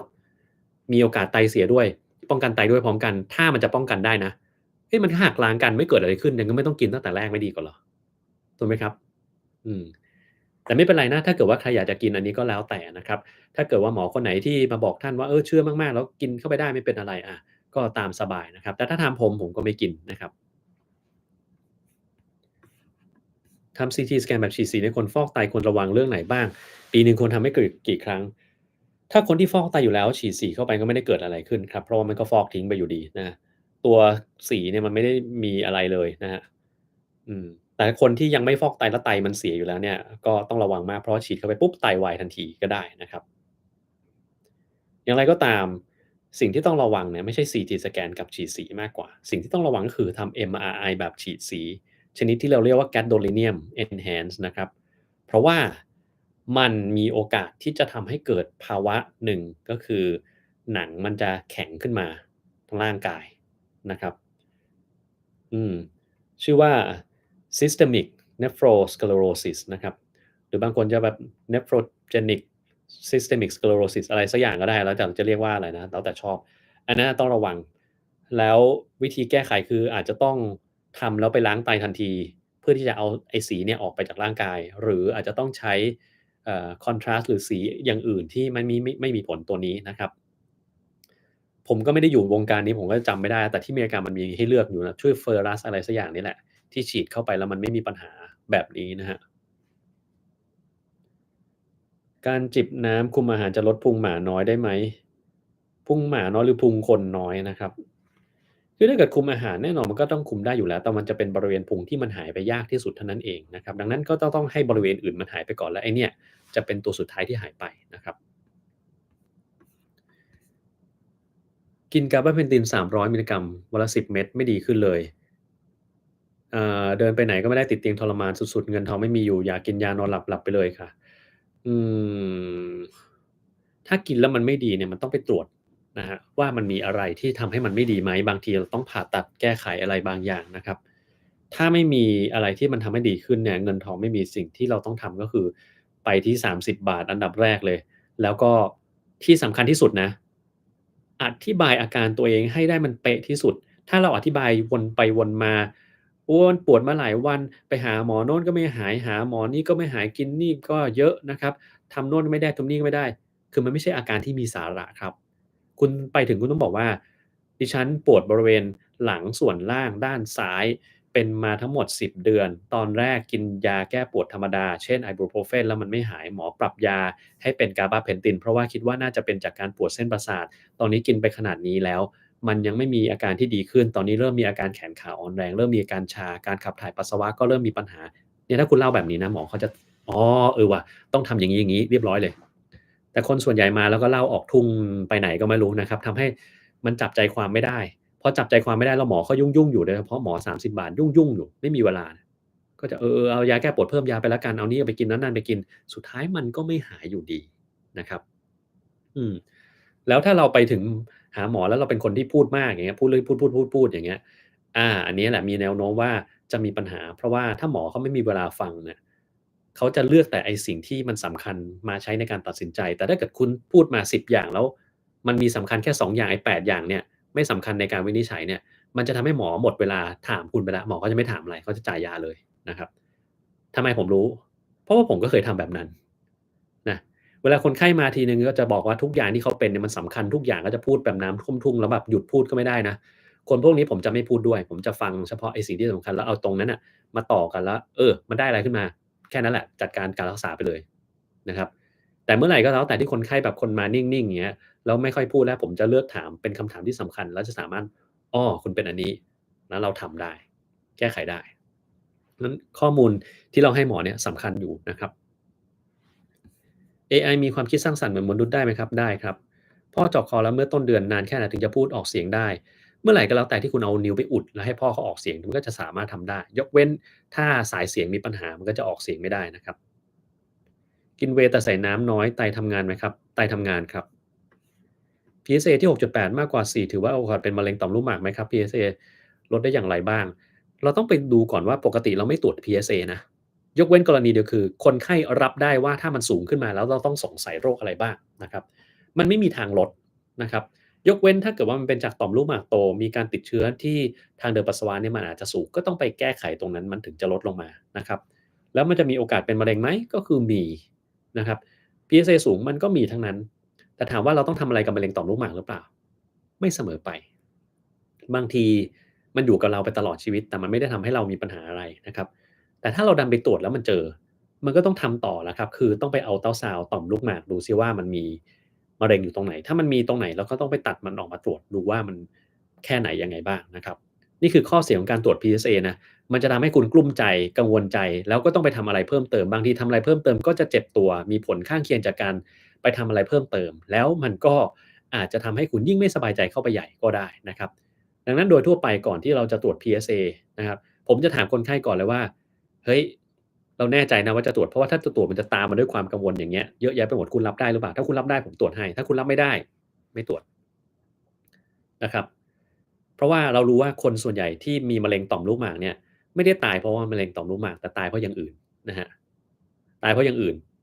ส่วนใหญ่เราจะเจอคนที่แบบเป็นโรคหัวใจตายเป็นเบาหวานเป็นอะไรชนิดอื่นตายเนี่ย แล้วไปชันสูตรพลิกศพเจอว่าอ๋อมีมะเร็งต่อมลูกหมากอยู่ด้วยแต่มะเร็งต่อมลูกหมากมันไม่ทำอะไรเกิดขึ้นมันไม่ทำให้คนนั้นตายดังนั้นเนี่ยส่วนใหญ่เราจะบอกคนไข้ว่าก็แล้วแต่คุณจะตรวจนะถ้าตรวจแล้วโอเคหรือเปล่าที่จะต้องมากังวลใจแบบนี้ถ้ากังวลใจแล้วไม่เป็นไรเราตรวจให้นะครับอืมวันนี้ประกาศผลสอบเข้ามหาวิทยาลัยอยากบอกอะไรแก่น้องที่สอบติดหรือไม่ติดผมว่าให้คุณเพียวเป็นคนบอกดีกว่าเนาะ ไหนๆคุณเพียวก็อยู่ในวัยที่น่าจะให้คำตอบนี้กับน้องๆได้เราอยากฟังคนอื่นให้คำตอบมากเพราะเราให้คำตอบมาเยอะเราอยากรู้ว่าคนอื่นเขาว่าไงบ้างเนาะเดี๋ยวให้คุณเพียวเป็นคนบอกนะคำว่า Red Dot Zone ที่วางไว้หน้าวิตามินต่างๆมีความหมายถึงอะไรนี่ผมไม่เคยเห็นเลยครับคำนี้ วิตามินต่างๆไม่เคยเห็นนะครับ Red Dot Zone อะไรไม่รู้เหมือนกันอาจจะเป็นยี่ห้อก็ได้มั้งครับผมว่าเพราะว่าผมเดินดูตามวิตามินที่ขายที่อเมริกามันก็ไม่มีคำนี้นะครับคนไข้ที่เปลี่ยนเตียงมาจะอยู่ได้นานหรือเปล่าต้องระวังอะไรบ้างตอนที่เปลี่ยนมามีอายุการใช้งานกี่ปีแล้วแต่คนเลยถ้าเกิดเป็นคนที่ดูแลร่างกายของตัวเองดีมากก็อยู่เป็น10-20ปีได้นะครับแล้วถ้าเกิดคนไหนที่ไม่ทำตามที่หมอเขาบอกคือกินยาไม่สม่ำเสมอมีความดันแล้วก็ไม่ได้คุมนะครับกินอาหารตามใจปากออกกำลังกายก็ไม่ออกน้ำก็กินน้อยพวกเนี้ยก็อาจจะอยู่ไม่นานนะครับ ดังนั้นหมอเขาแนะนำให้ทำไรทำตามอย่างเคร่งครัดนะครับอย่าไปสนความลำบากนะเครื่องฟอกอากาศไอออนที่ส่งกลิ่นคล้ายๆกลิ่นเหล็กออกมาหายใจเข้าไปนานๆมีปัญหาไหมครับมีครับ CTPA ใช้วิธีแท็กคอนทาที่ Pulmonary Trunk พอถึง HU ที่กำหนดถึงเริ่มสแกนก็แล้วยังไงครับอืไม่รู้เหมือนกันนะคือผมมองว่ามันไม่ได้มีปัญหาไม่ได้มีตรรกะอะไรที่จะเอาไปใช้หรือไม่ใช้นะครับ มันไม่ได้มีปัญหาอะไรเลยผมก็ไม่เคยเจอสแกนที่มันออกมาแล้วเราต้องไปทำใหม่เพราะว่าเราทำจากบนลงล่างหรือล่างขึ้นบนแต่อย่างใดนะครับแต่ก็แล้วแต่เนาะคือถ้าเราทำแล้วมันออกมาทุกๆครั้งเราทำจากล่างขึ้นมาโอ้รูปสวยเลยแล้วพอทำจากบนลงล่างครั้งหนึ่งรูปมันน่าเกลียดเลยเราก็ทำจากล่างขึ้นบนนะครับแต่ถ้าทำบนลงล่างล่างขึ้นบนออกมารูปเหมือนกันงั้นไม่ต้องสนใจครับทำยังไงก็ได้นะจะได้แบบเอาเวลาไปคิดอย่างอื่นที่มันมีประโยชน์กับเราดีกว่าเนาะ โรงพยาบาลรัฐบาลเถื่อนมากเคยเห็นคนไข้ต่อยหมอด้วยนะสงสารบุคลากรการแพทย์คือถ้าต่อยหมอเนี่ยมันไม่ไหวแล้วนะครับคนนั้นคือถ้าเป็นผมนะผมก็ไม่รักษาแล้วเป็นไรก็ปล่อยไว้งั้นน่ะนะคือชีวิตเราสำคัญกว่าเราก็ต้องอย่าไปยุ่งกับเขานะครับอืมคือถ้าผมโตมาอย่างเงี้ยใครต่อยมานี่คือจริงๆผมก็ไม่น่าจะคุมอารมณ์ตัวเองอยู่เหมือนกันนะถ้าเกิดสมมุติมีคนไข้ต่อยผมแล้วผมคงต่อยคนไข้กลับแล้วอะนะผมคงจะไม่ยืนเฉยให้เขาต่อยอะนะครับอืม แต่ไม่ได้หมายความว่าเขาต่อยมาแล้วผมจะต่อยกลับทีเดียวนะใช่ไหมคือมันไม่ควรคนเราไม่ควรทำร้ายร่างกายซึ่งกันและกันไม่ว่าจะอะไรก็แล้วแต่มันไม่มีเหตุผลที่ต้องทำร้ายร่างกายซึ่งกันและกันนะคือผมก็ไม่มีคว ความจำเป็นไม่มีความสมควรที่ต้องไปทำร้ายเขากลับแต่แน่นอนว่าถ้ามีคนต่อยผมอะอารมณ์ผมคุมไม่อยู่แน่นอนนะบอกเลยนะครับถ้าใครมากวนตีนข้าพเจ้ามาต่อยเนี่ยเสร็จแน่นะครับก็กำลังทั้งหมดที่เราเล่นเวตมาทั้งหมดเนี่ยอาจจะรวมไปในหมัดเดียวแล้วก็เข้าไปในจุดตายบางอย่างที่เราอาจจะคำนวณไว้แล้วก็ได้เนาะสักตุ้มหนึ่งอะก็เป็นไปได้เนาะแหล่งซื้อน้ำมันหอมระเหยผมก็ไม่ทราบเหมือนกันครับถ้าแหล่งที่อเมริกาก็ซื้อทาง Amazon นะครับถ้าแหล่งที่ประเทศไทยก็ต้องไปหาดูนะผมไม่แน่ใจถ้าผมเป็นรัฐมนตรีกระทรวงสาธารณสุขของไทยผมอยากจะทำอะไรเป็นอันดับแรกกำจัดความรู้ที่มันไม่ถูกต้องบนอินเทอร์เน็ตให้หายเกลี้ยงทั้งหมดเลยนะครับแบบเอาเรื่องเลยอะเอาเรื่องหลักๆเลยอะคนพวกที่แบบออกมาให้ความรู้ที่มันไม่ตรงกับสิ่งที่ควรจะเป็นคนพวกนี้นี่แหละที่ทำให้ระบบสาธารณสุขของไทยมันทำงานหนักมากขึ้นโดยไม่จำเป็นนะครับเรื่องที่2คือให้มีการให้ความรู้จากทางรัฐบาลออกให้บ่อยกว่านี้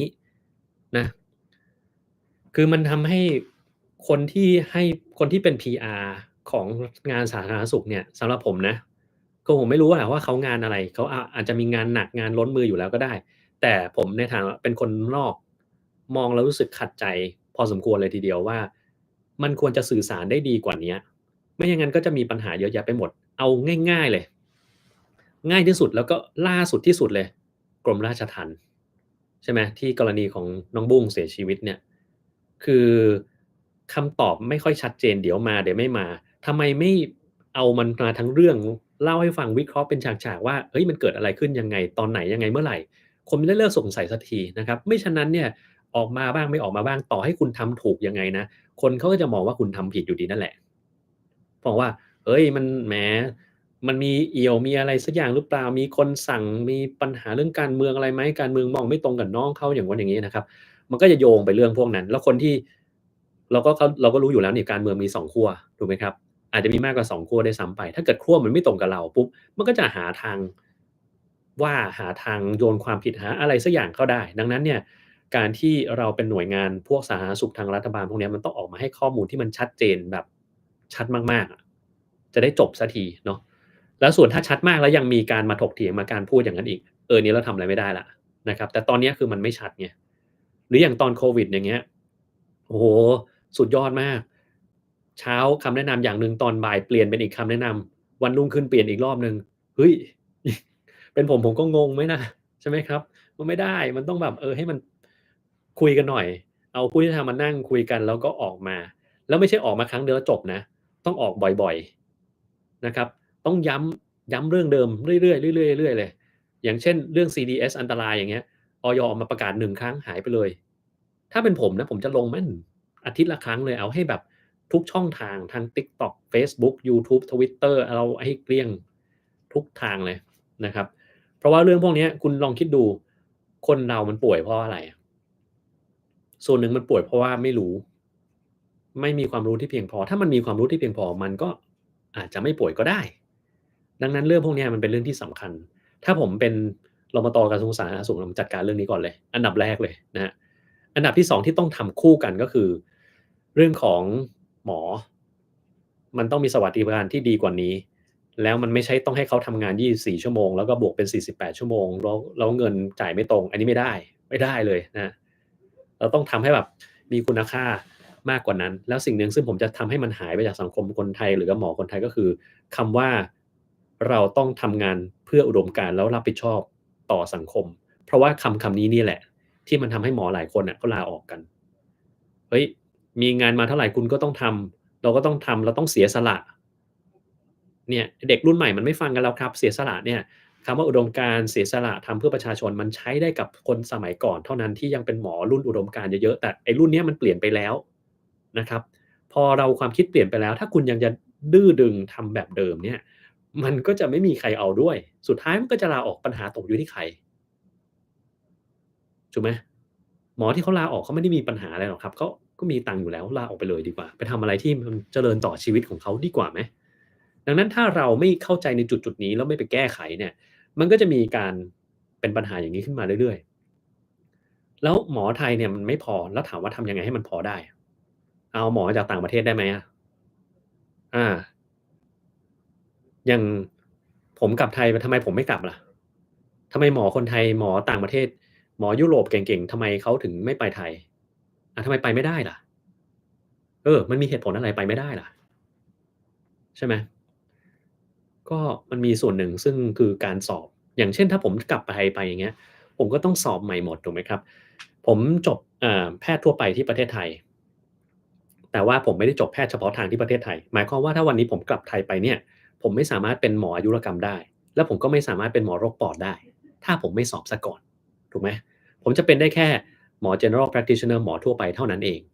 ไม่สามารถทำอะไรได้มากไปกว่านั้นถูกไหมครับแล้วผมก็ไม่สามารถเป็นหมอรักษาโรคการนอนหลับได้ผมก็ต้องไปสอบอีกแล้วผมจะกลับไปทำไมสอบให้มันลำบากล่ะถูกไหม นั้นเรื่องพวกเนี้ยมันเป็นกฎระเบียบซึ่งมันมีมานานมากแล้วนานมากแบบตั้งแต่ก่อนผมเกิดอีกนะครับว่าถ้าเราจะกลับมาที่นี่เราต้องสอบอย่างงู้นอย่างงี้นะครับซึ่งคุณกำลังผมมองงี้นะคุณกำลังบอกว่าเอ๊คนที่เป็นระดับอาจารย์อยู่ที่ต่างประเทศเนี่ยความรู้เขาไม่ผ่านเกณฑ์ของประเทศไทยเราเลยไม่ให้เขามาทำงานในตำแหน่งแบบนั้นเหรอใช่ไหมครับหรือคนที่เป็นหมอดังที่ประเทศยุโรปอะไรเงี้ย แถบยุโรปเขาเก่งเขาเป็นระดับเซียนแล้วเขายังสามารถที่จะมาให้ความรู้บางทีมาพูดให้หมอไทยฟังเสียด้วยซ้ำไปแต่ว่าเขาไม่สามารถมาทำงานประเทศไทยได้เพราะว่าเขาไม่ผ่านเกณฑ์ประเมินของคนไทยแต่เขาเป็นอาจารย์ชื่อดังที่ต่างประเทศเฮ้ยยังไงวะไม่เข้าใจใช่ไหมครับคือบางทีกฎระเบียบอะไรที่มันมากจนเกินไปเราต้องจัดการตัดมันทิ้งแน่นอนมันอาจจะมีบอกว่า ถ้าเกิดว่าคุณเป็นหมอที่จบมานานแล้วไม่ได้เป็นคนที่ทำงานอยู่ในระบบของมหาวิทยาลัยไม่ได้เป็นอาจารย์เนี่ยอันนี้อาจจะต้องสอบเพราะว่าความรู้คุณอาจจะไม่แน่นพอแต่ถ้าเกิดคุณเป็นระดับอาจารย์อยู่แล้วคุณจะมาเสียเวลาทำไมถูกไหมครับหรือคนที่สอบผ่านlicense ต่างประเทศแล้วยังคงมีการสอบย้ำอยู่เรื่อยๆแล้วมันผ่านอยู่ตลอดเวลาอันนี้อาจจะไม่ต้องสอบก็ได้เพราะว่าก็ผ่านอยู่แล้วนี่หว่าใช่ไหมครับอืมนี่แหละคือเรื่องที่ผมจะแก้แต่แน่นอนว่า ไม่น่าจะทำได้หรอกเท่าที่ดูนะเพราะว่าผ่านมากี่ปีมันก็เหมือนเดิมเปี๊ยบเลยนะครับตอนช่วงผมไปใช้ทุนเนี่ยรุ่นพี่หมายความว่าก็ไม่ใช่รุ่นพี่ต้องเรียกรุ่นพ่อแล้วเขาพูดมาว่าใช้ทุนเป็นยังไงสมัยผมมันก็เป็นอย่างงั้นแล้วผมเห็นรุ่นตอนเนี้ยรุ่นน้องที่แบบห่างไป20กว่าปีมันก็ยังเป็นเหมือนเดิมเลยนะครับไม่ค่อยต่างจากเดิมขนาดแบบชัดเจนขนาดนั้นดังนั้นก็อาจจะลำบากหน่อยนะครับ ค่าใช้ทุนหมดตอนนี้ลาออกไปเงินเอกชนได้เงิน200,000นะครับคิดว่าอย่างไรสมองไหลใช่หรือเปล่าก็ใช่อยู่แล้วถ้าเป็นผมก็ออกเหมือนกันถ้างานมันหนักจนเกินไปเราทำไม่ไหวเราก็ไปหาทางที่มันดีกว่าไม่ถูกเหรอครับมันก็เป็นเรื่องปกติของคนนะครับสาเหตุที่ผู้ป่วยเป็นผูกไทยไตหมูคนแรกเสียชีวิตมาจากการเปลี่ยนไตที่ไม่สำเร็จหรือเปล่าไม่ใช่ครับคนที่ทดลองคนแรกที่เสียชีวิตเนี่ยเพราะว่าเขาเขาทำในคนที่เสียชีวิตไปแล้วเพื่อจะทดสอบต่างหากล่ะคือคนที่เอาคนที่สมองตาย2คนมาแล้วเอาไตหมูเข้าไปเปลี่ยนนะครับเพื่อจะดูว่าตามคอนเซปต์แล้วมันทำได้หรือไม่ได้ปรากฏว่ามันทำได้48ชั่วโมงแต่ว่าการที่จะเลี้ยงคนพวกนี้ที่สมองตายไปแล้วให้เขาอยู่ไปตลอดเนี่ยมันไม่ได้มันผิดจริยธรรมก็เลยต้องทำให้เขาตายนะครับก็ต้องปล่อยให้เขาไปอ่าตามทางของเขานะครับคือเราจะปล่อยคนสมองตายแล้วเราไปทดลองกับเขาตลอดมันผิดถูกไหมครับนั่นคือเหตุผลที่เขาตายไม่ใช่เป็นเพราะว่าไตมันเสียหรือว่าเพราะอะไรนะครับทำไมตอนกินเยอะจนอาเจียนหัวใจถึงเต้นแรงจนเจ็บก็ไม่ได้แปลกอะไรนะครับคือกรดไหลย้อนขึ้นมามันทำให้เราหายใจไม่ออกมันก็ยิ่งมีความรู้สึกแบบนั้นนะครับเป็นคนรากหญ้าเลยเป็นคนรากหญ้าไม่มีเงินทองไหลอายุ63ปีท้อใจไม่อยากอยู่เลยใช้เวรใช้กรรมไปอืม มันคิดอย่างนั้นไม่ได้หรอกครับ คือคนเราเนี่ยเวลาที่มันเกิดมาแล้วแล้วก็อยู่ในที่ที่มันต้องอยู่ในปัจจุบันเนี่ยเราต้องมองว่ามันเป็นบททดสอบอย่างหนึ่งของที่เบื้องบนเขาให้เรามาเขาไม่มีทางให้บททดสอบที่เราทำไม่ได้นะครับแต่เขาจะทดสอบดูซิว่าเรามีความพยายามมากแค่ไหนในการที่จะใช้ชีวิตอยู่ในบริบทที่เราเป็นอยู่ในขณะนี้นะครับคุณมีความลำบากในแบบของคุณ บางคนที่เป็นเศรษฐีเขาก็มีความลำบากในแบบของเขาเหมือนกันนะครับความลำบากทั้ง2องอย่างนี้เนี่ยเราต้องมองในมุมมองของคนที่อยู่ในเหตุการณ์เราจะมองในมุมมองของคนที่ไม่อยู่ในเหตุการณ์ไม่ได้เช่นถ้าสมมุติผมไปมองเห็นเศรษฐีสักคนหนึ่งมันโอ้โฮรวยระดับแบบล้านๆเหรียญ US ดอลลาร์อย่างเงี้ยรวยมหาศาลมากมายชีวิตมันคงจะสุขสบายไม่มีปัญหาเลย แต่ถ้าผมไปเป็นเขาก็อาจจะอันนั้นก็เป็นปัญหานี่ก็เป็นปัญหาอะไรเต็มไปหมดเลยนะครับต่างคนต่างก็มีปัญหาเป็นของตัวเองนะครับคือผมคงทำอะไรไม่ได้มากนอกจากขอเป็นกำลังใจให้คนหนึ่งแล้วกันนะครับถ้าเราเป็นคนที่ไม่มีเงินทองเลย63ปีนะครับสิ่งหนึ่งผมอยากจะให้ลองทำคือลองเปลี่ยนแปลงอะไรสักอย่างของตัวเองนิดหน่อยเท่านั้นเองนะครับลองนิดหน่อยเริ่มจากสิ่งเล็กๆก่อนนะครับ เช่นวันเนี้ยทุกวันนะครับขอให้ลองพูดอะไรที่ดีๆกับตัวเองสัก1เรื่องอะไรก็ได้เช่นถ้าคุณกินข้าวเข้าไปอืมคุณจะลองแบบนี้ก็ได้เออขอบคุณจริงๆที่ว่าวันเนี้ยเรายังมีข้าวกินให้มันอิ่มท้องลองเทียบดูกับคนที่เขาไม่มีจะกินเขาต้องอยู่ข้างทางข้าวเนี่ยไม่มีจะกินเลยวันหนึ่งต้องหาเช้ากินค่ำแล้วไม่รู้วันนั้นจะได้กินข้าวหรือเปล่า คนที่ไปอยู่ตามป่าตามเขาวันนี้คือหาอะไรกินไม่ได้เลยตกปลาก็ไม่ได้ผลไม้ก็หาไม่เจอต้องนอนทนหิวอย่างนั้นนะครับเรื่องดีๆเล็กๆน้อยๆเนี่ยมันอยู่ในวิสัยที่คุณควบคุมได้ถูกไหมก็พูดเรื่องดีๆอะไรที่เป็นการขอบคุณในสิ่งที่ตัวเองมีอยู่ในปัจจุบันเนี่ยมันจะทำให้ความคิดเรามันเป็นบวกขึ้นมานิดหนึ่งนะครับนอกจากนั้นลองพยายามออกกำลังกายเบาๆดูเริ่มเดินเร็วเริ่มทำอะไรเสียบ้างนะครับมันจะทำให้อย่างน้อย มันสามารถเผาผลาญความคิดลบของเราออกไปจากหัวได้ต้องลองทำดูนะครับสามารถซื้อยาถ่ายพยาธิมากินโดยที่ไม่ได้ตรวจอุจจาระได้ไหมครับได้ครับคนอายุน้อยอ่านหนังสือวันละ11-12ชั่วโมงทำให้สายตาสั้นกว่าคนที่สูงวัยหรือเปล่าอืก็มีส่วนได้นะครับกิน Creatine ได้นานแค่ไหนได้ตลอดชีวิตครับหรือตราบใดก็แล้วแต่ที่ยังมีเงินซื้อมันนะถ้าเงินคุณหมดก็มันต้องหยุดกินเนาะ ที่ไทยสามารถซื้อทานเองตามร้านขายยาต่างประเทศต้องมีใบสั่งจากหมอก็แน่นอนเป็นธรรมดาอยู่แล้วนะครับ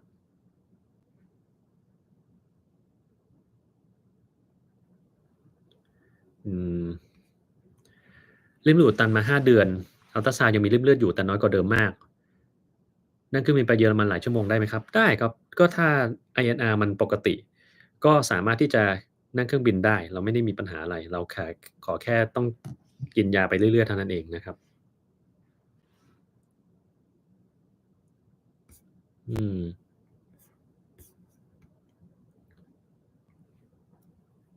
ขอบคุณคุณ Nanny นะครับที่สนับสนุนมานะครับ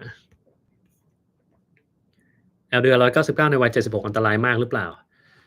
วัย76ผมว่าคุณไม่ต้องรักษาอะไรแล้วครับถ้าคุณกินยาอยู่ก็กินต่อไปถ้าคุณยังไม่กินยาคุณไม่ต้องกินอีกแล้วครับเพราะว่าคุณอยู่มาเกินอายุเฉลี่ยเรียบร้อยแล้วนะการป้องกัน LDL เนี่ยมันจะมีประโยชน์โน่น5ปีถึง10ปีในอนาคตถ้าเกิดคุณอายุ70-80แล้วคือผมไม่ค่อยสนใจการรักษาไอ้เรื่องพวกนี้แล้วเพราะว่ามันไม่ได้ทำให้คุณภาพชีวิตของเราดีขึ้นกว่าเดิมสักเท่าไรไม่ได้ป้องกันอะไรในอนาคตนะครับ คำแนะนำในการสอบเข้า Harvard Medical School หน่อย ข้อแรกเลยนะครับสะกดคำว่า Harvard ให้ถูกเสียก่อนถ้าคุณสะกดผิดปุ๊บคุณไม่มีทางเข้าได้แน่นอนนะครับใช่ไหมHarvard เนี่ยเขียนผิดนะมันต้องเป็นตัว V นะครับแล้วข้อแรกคือคุณต้องเกรดเฉลี่ยสูงมากๆอย่างน้อยก็3.8ขึ้นไปนะครับข้อที่2ก็คือคุณต้องมีความคิดริเริ่มที่ทำงานเพื่อสังคมข้อที่3จะต้องมีความสามารถในการเปลี่ยนแปลงโลกใบนี้ให้ได้ หมายความว่าคุณจะต้องมีงานวิจัยมีงานอะไรสักอย่างซึ่งมันมีผลระดับโลกนะครับถ้าคุณไม่มีคุณก็เข้าไม่ได้นะครับตรงไปตรงมาที่สุดเลยเพราะว่าเขาคัดคนที่ดีที่สุดถ้าเกิดคุณได้เกรดเฉลี่ย3.5ฝันไปเถอะครับคุณไม่มีทางเข้าได้บอกเลยตรงๆมันไม่ต้องเสียเวลาเลยนะครับเพราะว่าข้อแรกคือเขาเอาคนเก่งก่อนเก่งทุกอย่างไม่พอมันต้องมีเก่งเหนือคนเก่งทั่วๆไปคือมีจิตที่เป็นกุศลมีการช่วยเหลือสังคมแล้วก็ไม่ใช่แค่นั้นนะครับ ต้องมีคนที่มีความคิดริเริ่มสร้างสรรค์พอที่จะสามารถเปลี่ยนแปลงโลกใบนี้ได้เขาถึงจะเข้าไปได้นะครับคลิปพวกสกัดทองจากอุปกรณ์อิเล็กทรอนิกส์ในความคิดผมมีความเสี่ยงอะไรบ้างก็ถ้าเราดมมันเข้าไปก็จะเป็นความเสี่ยงต่อร่างกายได้ครับน้ำตาลก่อให้เกิดมะเร็งโดยตรงหรือเปล่าเปล่าครับง้อแฟนตลอดเวลาอยากเป็นคนไม่ง้อก็ค่อยๆหัดเนาะ แม่เป็นโรคหนังแข็งอยู่ในไอซียูด้วยปอดติดเชื้อเชื้อราในกระแสเลือดใส่ท่อช่วยหายใจ12วันแล้วหมอบอกมีแนวโน้มที่ต้องเจาะคอสงสัยวันนี้ตั้งแต่แอดมิตให้ยาฆ่าเชื้อตลอดทำไมไม่ดีขึ้นเลยเพราะว่าข้อแรกอาจจะร่างกายอ่อนแอนะครับข้อที่2ก็คือไอ้โรคหนังแข็งเนี่ยมันไม่รู้เป็นมากแค่ไหนถ้าเป็นมากเนี่ยร่างกายก็จะสู้มันไม่ค่อยได้นะครับมันจะมีปัญหาเรื่องภูมิต้านทานข้อที่3ก็คือถ้าเชื้อมันรุนแรงมากๆร่างกายก็จะสู้ไม่ไหวนะครับ ดังนั้นมันไม่ได้แปลว่าเราให้ยาที่ถูกต้องแล้วมันจะดีขึ้นเสมอไปนะครับเหมือนบางทีเนี่ยรถมันเสียมากๆไม่ได้แปลว่าเราไปซ่อมแล้วมันจะหายเสียเสมอไปนะครับมันก็เป็นกำลังใจให้นะเรื่องพวกนี้มันลำบากอาจจะต้องไปลองดูถามคุณหมอที่เขาชัดเจนนะครับ ยาลดความดันทำงานยังไงโอ้นี่ไม่น่าตอบได้ครับมันมียาหลายประเภทอะเช่นคือผมอธิบายไปคุณก็ไม่น่าจะเข้าใจอยู่ดีเช่น Calcium Channel Blocker มันก็สามารถไปลดการเอ่อปล่อยแคลเซียมออกมาใน Smooth Muscle Cell ทำให้เส้นเลือดมันไม่บีบตัวความดันก็จะลดนะครับ Beta Blocker ก็ทำงานคล้ายกันแต่มันจะไปบล็อกตัว Beta Receptor ทำให้หัวใจมันบีบตัวได้ช้าลงนะครับแล้วก็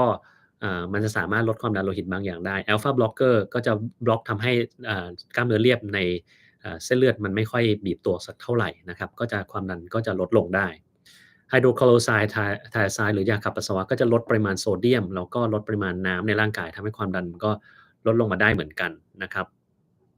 แล้วก็จะมียาอื่นๆเช่นพวก Hydralazine พวกนี้มันเป็น Direct Vasodilator คือทุกอย่างมันจะทำให้เส้นเลือดมันขยายตัวเพื่อจะลดความดันนะครับประมาณนั้นแหละ คร่าวๆแล้วกันเดี๋ยวมากกว่านั้นก็งงแอร์เป่าหน้าแรงสุขภาพจะแย่ไหมครับแย่ได้ครับเป็นโรคกระดูกพรุนกระดูกหลังเสื่อมเข่าเสื่อมทรานส์แคลเซียมตัวไหนดีที่สุดได้ทุกตัวเลยครับไม่มีปัญหาไปล้างรถแล้วอบโอโซนให้แบบนี้ก็ไม่ดีใช่ไหมครับใช่ครับเราต้องปล่อยให้โอโซนมันหายไปเสียก่อนมีอะไรแนะนำ Extern ใน1ปีไหมครับ Extern เนี่ยมันเป็นปีสุดท้ายที่เราจะก่อนจะจบไปเป็นหมอจริงๆดังนั้นปี Extern เนี่ยผมแนะนำอย่างหนึ่งคือ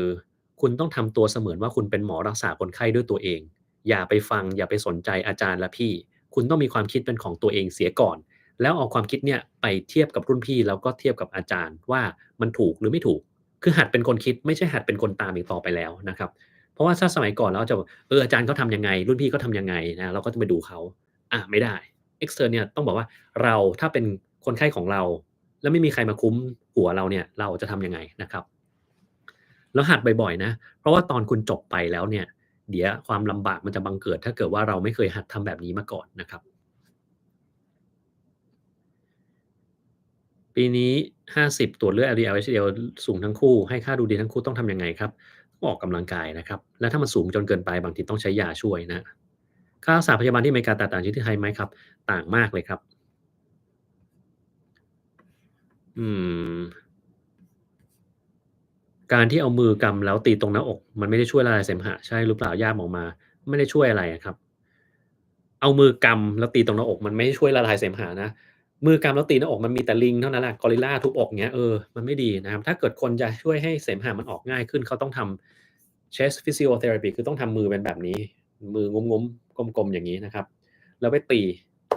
อย่างเงี้ย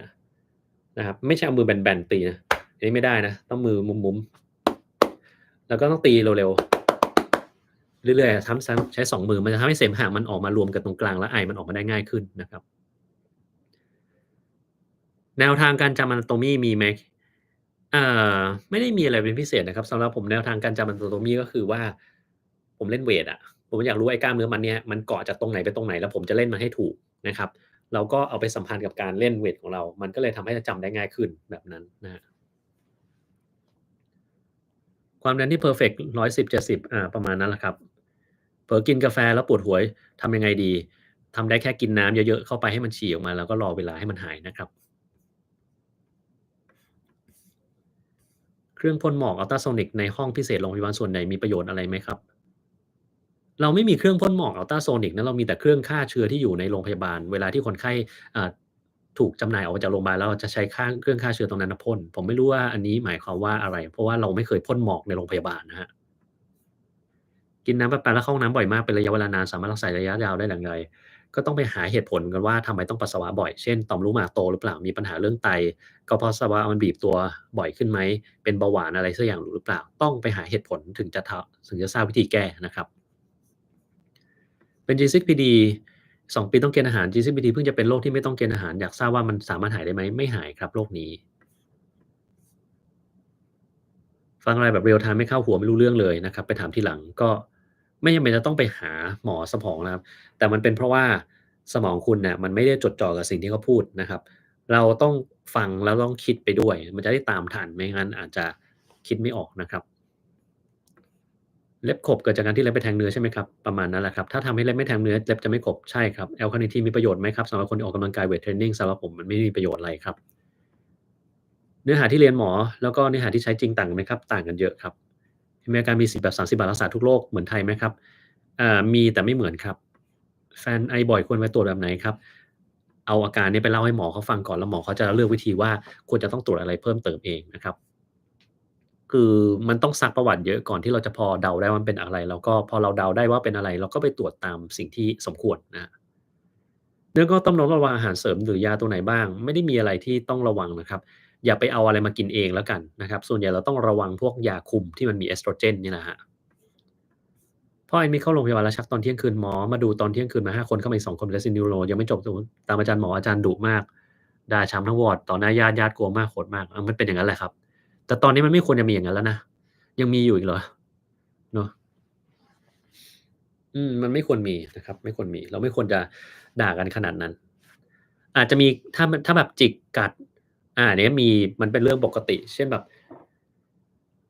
มาถึงแล้วก็สายหน้าคุณทำงานยังไงของคุณเนี่ยอย่างเงี้ยโอเคพอไหวนะพอไหวแต่ถ้าแบบเฮ้ยอะไรขึ้นเสียงอย่างเงี้ยอันนี้ไม่ควรนะครับมีอาการจุกคอหายใจไม่สะดวกชอบร้องเพลงระหว่างฟังเพลงมีอ้วนลงพุงใส่กางเกงรัดก็ต้องลดความอ้วนก่อนเนาะบางคนอาจจะเป็นกรดไหลย้อนแล้วมีอาการแบบนั้นได้นะครับ ยูริหรือ6.1ไม่ได้ถือว่าสูงครับถือว่าเป็นเกาต์หรือเปล่าขึ้นอยู่กับมีอาการปวดไหมถ้ามีอาการปวดถือว่าเป็นเกาต์ได้ครับการปวดเป็นยังไงไปฟังคลิปเรื่องของโรคเกาต์ที่ผมเคยทำนะครับอายุ70ลูกเพศหญิงอายุ36มีปัญหาอาการตรงกับ avoidance personality disorder เอ่อไม่ไปหาหมอทำยังไงให้เขายอมไปหาหมออันนี้ไม่มีเลยครับต้องไปถามหมอทางด้านจิตเวชนะครับผมไม่สามารถที่จะแนะนำอะไรเรื่องพวกนี้ได้เลยนะ เรื่องจิตเวชต้องถามหมอจิตเวชนะครับช่องหมอแมวน้ำเล่าเรื่องนะครับจะมีเพจเฟซบุ๊กหรือว่าในยูทูบก็ได้ลองไปถามเขาดูน่าจะให้คำแนะนำได้ดีกว่าผมมากกว่านะครับคนไข้ไตไม่ดีทำไมจะเปลี่ยนไปใช้ Dotarem อันนี้ไม่รู้จักเหมือนกันว่ามันคืออะไรนะครับอืมแต่ที่อเมริกามันจะเป็น Ferrous อะไรสักอย่างผมก็จำไม่ได้แล้วFerroheme ใช่จำได้แล้วมันยี่ห้อ Ferroheme มันจะเป็นเหล็กอย่างหนึ่งแล้วก็ใช้เป็นคอนทราสต์ในคนทำ MRI ได้เราก็ว่าเราเคยสั่งอยู่จำไม่ได้ไม่ค่อยใช้เท่าไรค่า lab ตับต้องเป็นยังไงถึงจะบ่งบอกว่าเป็น Parapneumonic effusion เพราะตับอันนี้แปลว่าอะไรวะเนี่ยคือกำลังจะบอกว่าเรามีน้ำอยู่ในช่องปอดแล้วเราสงสัยว่าเป็น Parapneumonic effusion เพราะตับงงๆไม่เข้าใจมันหมายความว่าอะไรสำหรับคนที่ไม่รู้เรื่องว่าไอ้พวกนี้คืออะไรนะผมจะอธิบายให้คุณฟังง่ายๆ Parapneumonic effusion เนี่ยหมายความว่าเป็นน้ำในช่องเยื่อหุ้มปอดซึ่งเกิดจากการมีปอดติดเชื้อหรือ Pneumonia นะครับไม่เกี่ยวอะไรกับตับเลยมันเกี่ยวกับปอดนะครับดังนั้นคุณต้องมีโรคปอดติดเชื้อก่อนคุณถึงจะมี Parapneumonic effusion ได้นะครับแต่มันจะมีโรคตับที่มีน้ำในท้อง แล้วน้ำในท้องเนี่ยบางทีมันไม่อยู่ในท้องแต่มันขึ้นมาอยู่ในช่องเยื่อหุ้มปอดได้เพราะว่ามันมีรูรั่วที่กระบังลมทำให้น้ำมันเข้ามาทางรูรั่วแล้วมาอยู่ในกระบังลมแต่ไม่อยู่ในท้องถามว่าทำไมมันถึงไม่อยู่ในท้องเพราะว่าในช่องเยื่อหุ้มปอดเนี่ยมันมีแรงดันเป็นลบ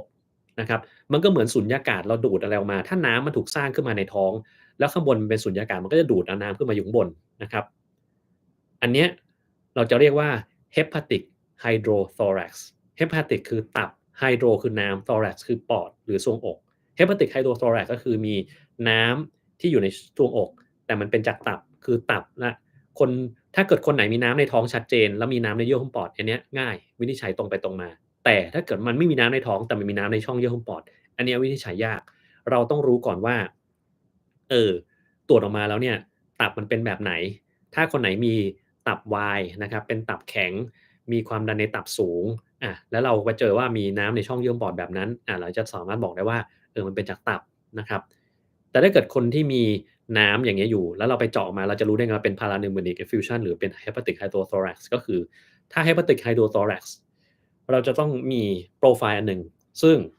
คือ Serum Albumin กับ Fluid Gradient มันต้องกว้าง นะครับมันต้องกว้างมันจะแคบไม่ได้นะครับหรือโปรตีน gradient มันต้องกว้างจะแคบไม่ได้เหมือนกันนะครับพวกนี้เราถึงจะบอกได้ว่าเป็นจาก hepatic hydrothorax นะครับไม่รู้เข้าใจหรือเปล่านะคนทั่วไปคือฟังเราคงงงว่าเอ๊ะพวกเราพูดถึงอะไรกันนะครับคือถ้าตับมันมีความดันสูงเราจะเรียกว่า portal hypertension แล้วความดันที่มันสูงแบบเนี้ยมันจะทำให้เลือดเนี่ยไม่สามารถไหลกลับไปที่หัวใจห้องขวาได้มันก็จะท้นไปไหนท้นแล้วก็กลายมาเป็นน้ำในช่องท้องแล้วมันไปข้างบนไม่ได้มันก็ต้องออกมาในช่องท้องเราและไอ้น้ำพวกนี้นี่แหละมันจะมีลักษณะพิเศษอย่างหนึ่งก็คือว่าโปรตีนที่ออกมาอยู่ในน้ำเนี่ยมันจะน้อยรวมทั้งอะบูมินด้วยนะครับเมื่อเทียบกับในเลือดนะครับอะบูมินในเลือดกับในน้ำมันจะมีความแตกต่างกันถ้ามันแตกต่างกันมากๆเราจะบอกได้เลยว่าไอ้ภาวะเนี้ยมันเป็นเพราะว่าความดันในเลือดของตับมันสูงเลยทำให้น้ำรั่วออกมาและน้ำตรงนี้ถ้ามันไปอยู่ในปอดเราก็จะเรียก hepatic hydrothorax เราใช้การตรวจแบบนี้ได้มันจะต้องไม่ค่อยมีเซลล์อยู่ในนั้นมันจะต้องไม่ค่อยมีโปรตีนอยู่ในนั้นมันจะต้องมี pH ที่ค่อนข้างไปทางสูงหน่อยนะครับเช่น 7.5 7.6 แบบนี้เป็นต้นเราถึงจะบอกแบบนั้นได้นะครับแค่นั้นเองแล้วมันจะต้องเพาะไม่ขึ้นเชื้ออะไรสักอย่างด้วยถึงจะบอกได้ว่ามันเป็นโรคนี้นะครับแต่ถ้าเกิดคนไข้มันเป็นโรคตับแข็งมีน้ำในช่องเยื่อหุ้มปอดเจาะมาแล้วได้โปรตีนสูงมีเชื้ออยู่ในนั้นนะครับแล้วก็มี pH ที่มันต่ำแล้วถ้าปอดปกติเราต้องบอกว่าคนเนี้ยมันเป็น spontaneous bacterial hydrothorax คือโรคเดียวกับ SBP spontaneous bacterial peritonitis นั่นแหละแต่ว่ามันขึ้นมาอยู่ในปอดแทนเพราะว่ามันถูกดูดขึ้นมาแค่นั้นเองนะครับมันไม่ได้รักษาต่างกันยังไงมันก็คือฆ่าเชื้อให้ยาฆ่าเชื้ออยู่ดีนั่นแหละนะครับก็จะงงหน่อยแต่ถ้าเกิดมีปอดอักเสบร่วมด้วยก็แปลว่าไอ้คนนี้เนี่ยมันอาจจะมาจากปอดมากกว่าตับนะครับอืมแต่เล่าประมาณเท่านี้พอแล้วกันเดี๋ยวเล่าเยอะกว่านี้แล้วอาจจะเข้าใจไม่ได้อยู่ดี เป็นงูสวัสด์แผลแล้วหายปวดเป็นแผลแล้วปวดฝังเข็มไม่ช่วยครับฝุ่นใช้เครื่อง dry ผ้าที่ใช้กระจายภายในบ้านสามารถลงไปถึงปอดเลยไหมครับไม่ถึงปอดครับแต่มันก็อันตรายได้ครับ TikTok เหมาะกับคนสมาธิสั้นดูระยะยาวไม่ไหวพวก Creator ส่วนใหญ่จะให้คนดูพวกกินหญ้ากันหมดนะครับอืมก็น่าจะเป็นอย่างงั้นเนาะ คนคุณเพียวบอกว่าบอกคนที่สอบติดว่าตั้งใจใช้ชีวิตในรั้วมหาลัยให้เต็มที่มีกิจกรรมอะไรให้ลองทำเพราะชีวิตจากรั้วมหาลัยจะไม่สนุกเท่าช่วงนี้แล้วคนที่ผิดหวังให้เริ่มต้นใหม่อย่าท้อทำตามความฝันของเราเป็นกำลังใจผมว่าก็ดีนะครับก็เราก็ต้องเป็นแบบนั้นแหละอืมได้งานรีวิวหลายตัวไม่สนใจทำขี้เกียจครับไม่ค่อยชอบสนใจทำงานรีวิวเพราะว่ามันจะต้องทำตามคอนเซปต์ของเขาตลอดเวลาเลยขี้เกียจทำนะครับ เคยผ่าตัดช็อกโกแลตซีสต์มา12ปีฉีดยาคุมแบบ3เดือนมาตลอดปัจจุบัน40เสี่ยงโรคอะไรบ้างหรือเปล่าก็ยังไม่เสี่ยงอะไรครับอ้ออาจจะมีเรื่องของไขมันที่มันอาจจะมีปัญหาได้นะครับต้องไปตรวจหน่อยนะครับหลักสูตรหมอต่างประเทศเช่น Harvard กับหลักสูตรหมอไทยจุฬามหิดลต่างกันอย่างไรครับต่างกันมากเลยครับที่นี่เรียน4ปีที่ไทยเรียน6ปีนะครับที่นี่เรียน4ปีก็ยังไม่สามารถที่จะเป็นหมอเต็มตัวได้นะคือมันจบมาเป็นหมอนั่นแหละแต่ว่าต้องไปเรียนต่อนะครับอืมผมยังไม่ทราบน้ำหนักแต่ว่าลูกทีมมหาการสถิติล่าสุด190.3กิโลนะประมาณนั้นแหละ ศึกษาศาสตร์ Homeopathy ที่อเมริกานิยมไหมครับผมเคยอ่านแต่ว่ามันไม่ได้ผลหรอกครับ Homeopathy ถ้าเป็นถามผมนะผมก็จะไม่ทำแต่ถ้าเกิดจะทำเพื่อความสบายใจโอเคทำได้แต่ถ้าจะทำเพื่อการรักษาไม่ต้องหวังนะครับมันทำไม่ได้นะครับทุกวันนี้มีเรื่องผลข้างเคียงของวัคซีนยังพูดไม่จบเลยครับก็นั่นแหละครับเนาะก็มีอยู่2-3คนเนาะที่ออกมาพูดเนี่ยพวกนั้นน่ะแหละครับก็มันไร้สาระอะมันอะไรก็ไม่รู้นะครับคนพวกเนี้ย คือสร้างแต่เรื่องให้กับสังคมแล้วบอกว่าตัวเองเป็นคนที่ช่วยสังคมคือผมมองว่าไปไกลแล้วนะครับขนาดต้นสังกัดของคนพวกนั้นน่ะที่ลาออกไปเนี่ยเขายังรู้สึกไม่ค่อยดีกับคนพวกนี้เลยนะแล้วก็ไม่ได้ให้ตำแหน่งแห่งหนอ่าหรือจ้างมาเป็นอาจารย์พิเศษแต่อย่างใดนะครับคุณอนุทินบอกว่าถ้าเอากัญชากลับไปเป็นยาเสพติดภาคธุรกิจจะเสียหายหลายหมื่นล้านที่เขาลงทุนกันไปแล้วก็อันนี้ก็แล้วแต่ความคิดของเขาเนาะ แต่ผมไม่แน่ใจว่ามันจะเป็นหมื่นล้านจริงหรือเปล่านะครับมันมี feasibility study หรืออะไรพวกนี้มาบอกว่ามันจะสูญเสียหมื่นล้านจริงหรือเปล่าอันนี้ก็ไม่รู้เหมือนกันเนาะ แต่ถ้าถามผมนะคือผมมองว่าถ้าคุณใช้กัญชาแล้วมันไม่ได้หนักหัวใครไม่ได้ทำให้เกิดอันตรายหรือมาทำให้ระบบสาธารณสุขมันถูกใช้งานเพิ่มขึ้นคุณก็ใช้ไปเถอะไม่ได้ว่าอะไรนะครับแต่คุณอย่าไปใช้แล้วเอามาโหลดงานสาธารณสุขแล้วกันนะครับอย่างน้อยๆก็คือคนไข้ที่มีปัญหาทางด้านของจิตเวชเนี่ยผมรู้ชัดเจนว่าคนกินพวกนี้แล้วปัญหาจิตเวชที่มันคุมได้มันกลายเป็นคุมไม่ได้ทำให้หมองานหนักเพิ่มขึ้น เราน่าจะต้องมีช่องทาง2ช่องทางสมมุติว่าผมเป็นหมอจิตเวชที่รักษาคนไข้คนหนึ่งอยู่แล้วคนไข้คนนี้รักษาทุกอย่างดีคุมได้แล้ววันหนึ่งเขาไปใช้อ่ากัญชามาแล้วอาการของเขาแย่ลงมันควรจะต้องมีช่องทางว่าเขาจะไม่สามารถมาหาผมได้อีกเขาจะต้องไปหาหมอที่รับรักษาแต่คนไข้ที่ใช้กัญชา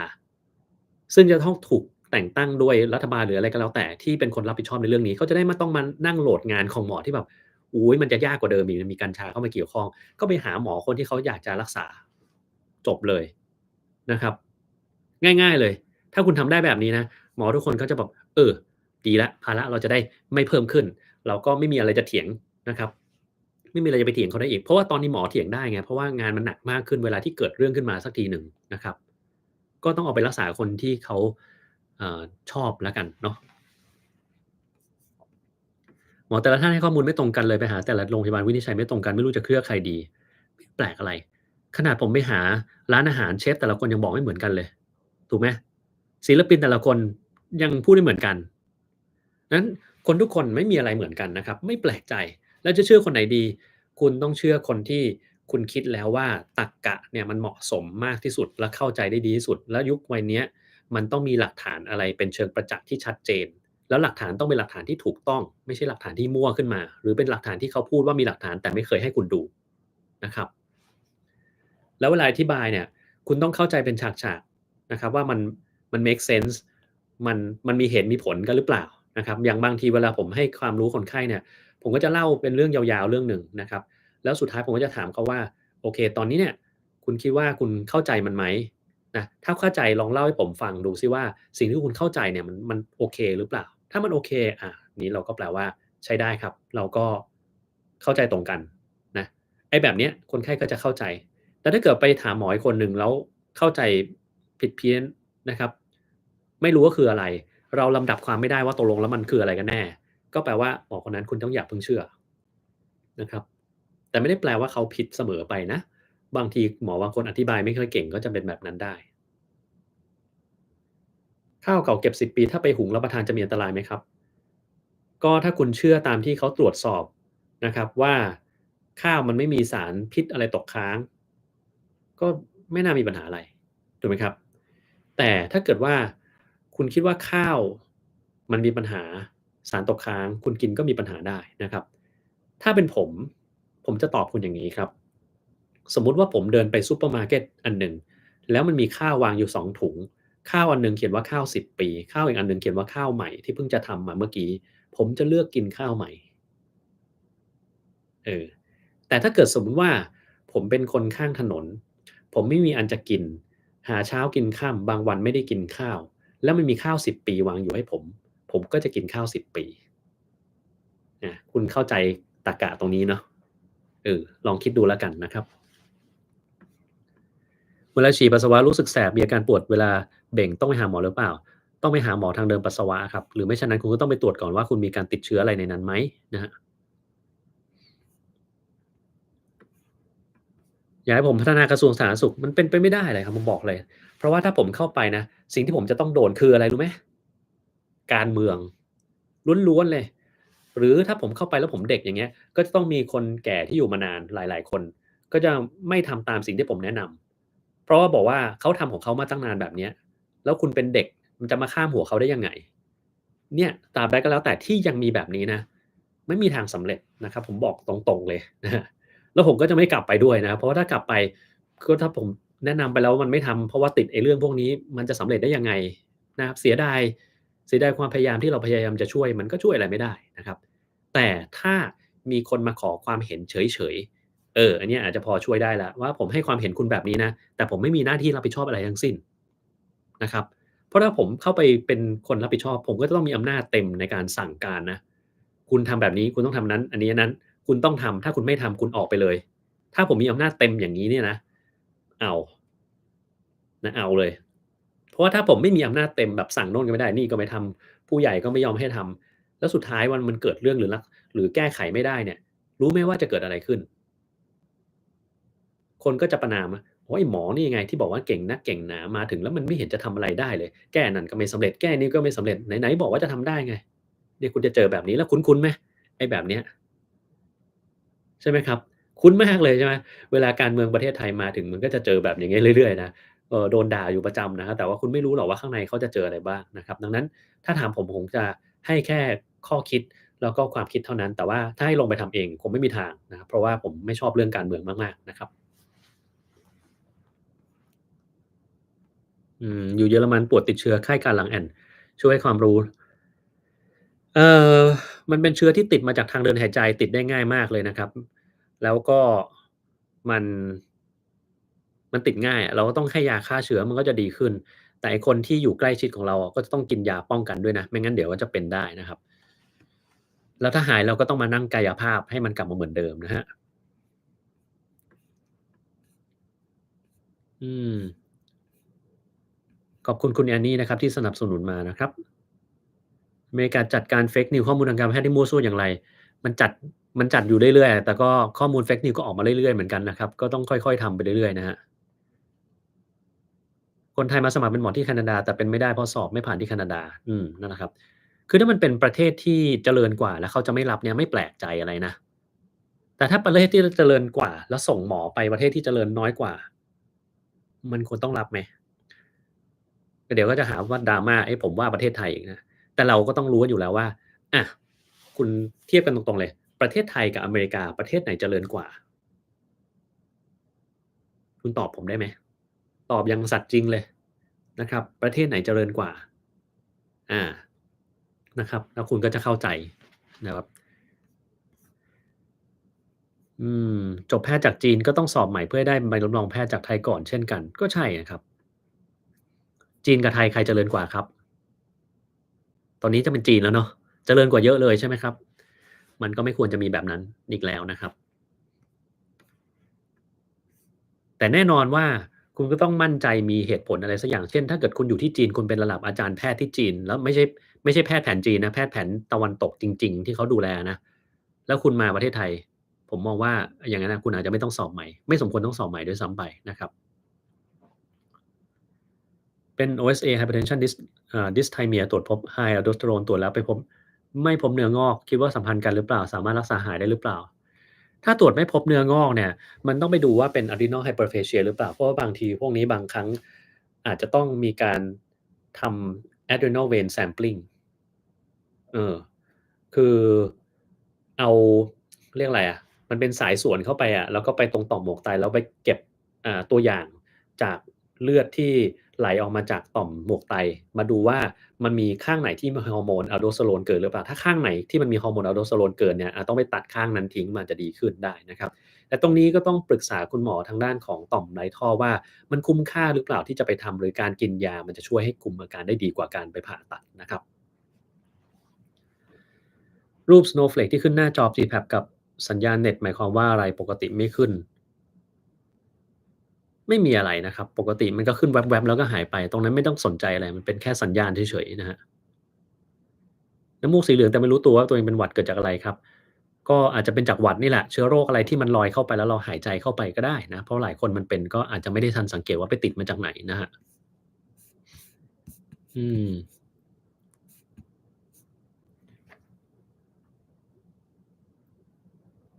Protandim กระตุ้นทำไมผลเลือด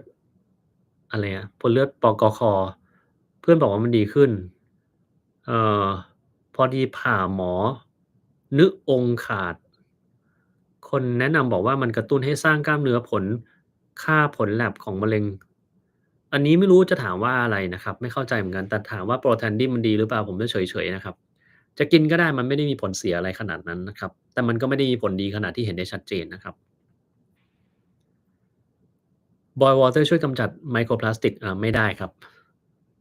มันช่วยอะไรไม่ได้นะหายใจเข้าแล้วสะดุดพอหายใจลึกๆก็สะดุดยังไงก็ไม่รู้อันนี้ก็ไม่สามารถตอบได้เหมือนกันว่าเป็นจากอะไรนะครับต้องไปตรวจดูนะครับเกี่ยวกับโรคความดันไหมครับไม่เกี่ยวเลยครับ ตามปฏิเสธอย่าง PBC ดูแลตัวเองอย่างไรไปตรวจตามที่หมอเขาแนะนำดีที่สุดนะเพราะว่า PBC เราต้องระวังว่ามันจะเป็นมะเร็งท่อน้ำดีตามมาหรือเปล่านะครับ PBC เนี่ยย่อมาจาก Primary Biliary Cirrhosis นะครับคือท่อน้ำดีมันจะมีปัญหาได้เราก็ต้องไปตรวจคัดกรองมะเร็งอยู่เรื่อยๆอาจจะต้องมีการทำอัลตราซาวด์การตรวจผลเลือดของตับอยู่เรื่อยๆนะครับแล้วก็จะต้องฉีดวัคซีนป้องกันตับอักเสบทุกชนิดเท่าที่เราจะฉีดได้นะฮะ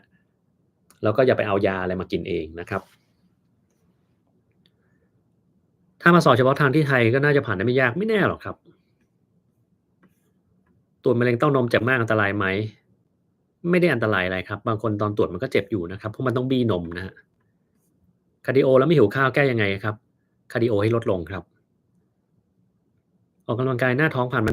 1-2วันแล้วมีอาการปวดเกร็งปกติไหมครับปกติได้ครับผมเรียนจบม6เกรดเฉลี่ยเท่าไรน่าจะ3.7มั้งผมเรียนไม่เก่งเท่าไรแต่มันโดนฉุดจากตอนที่ผมอยู่ม4นะเพราะว่าตอนเข้าไปม4นี่คะแนนน้อยเนื่องจาก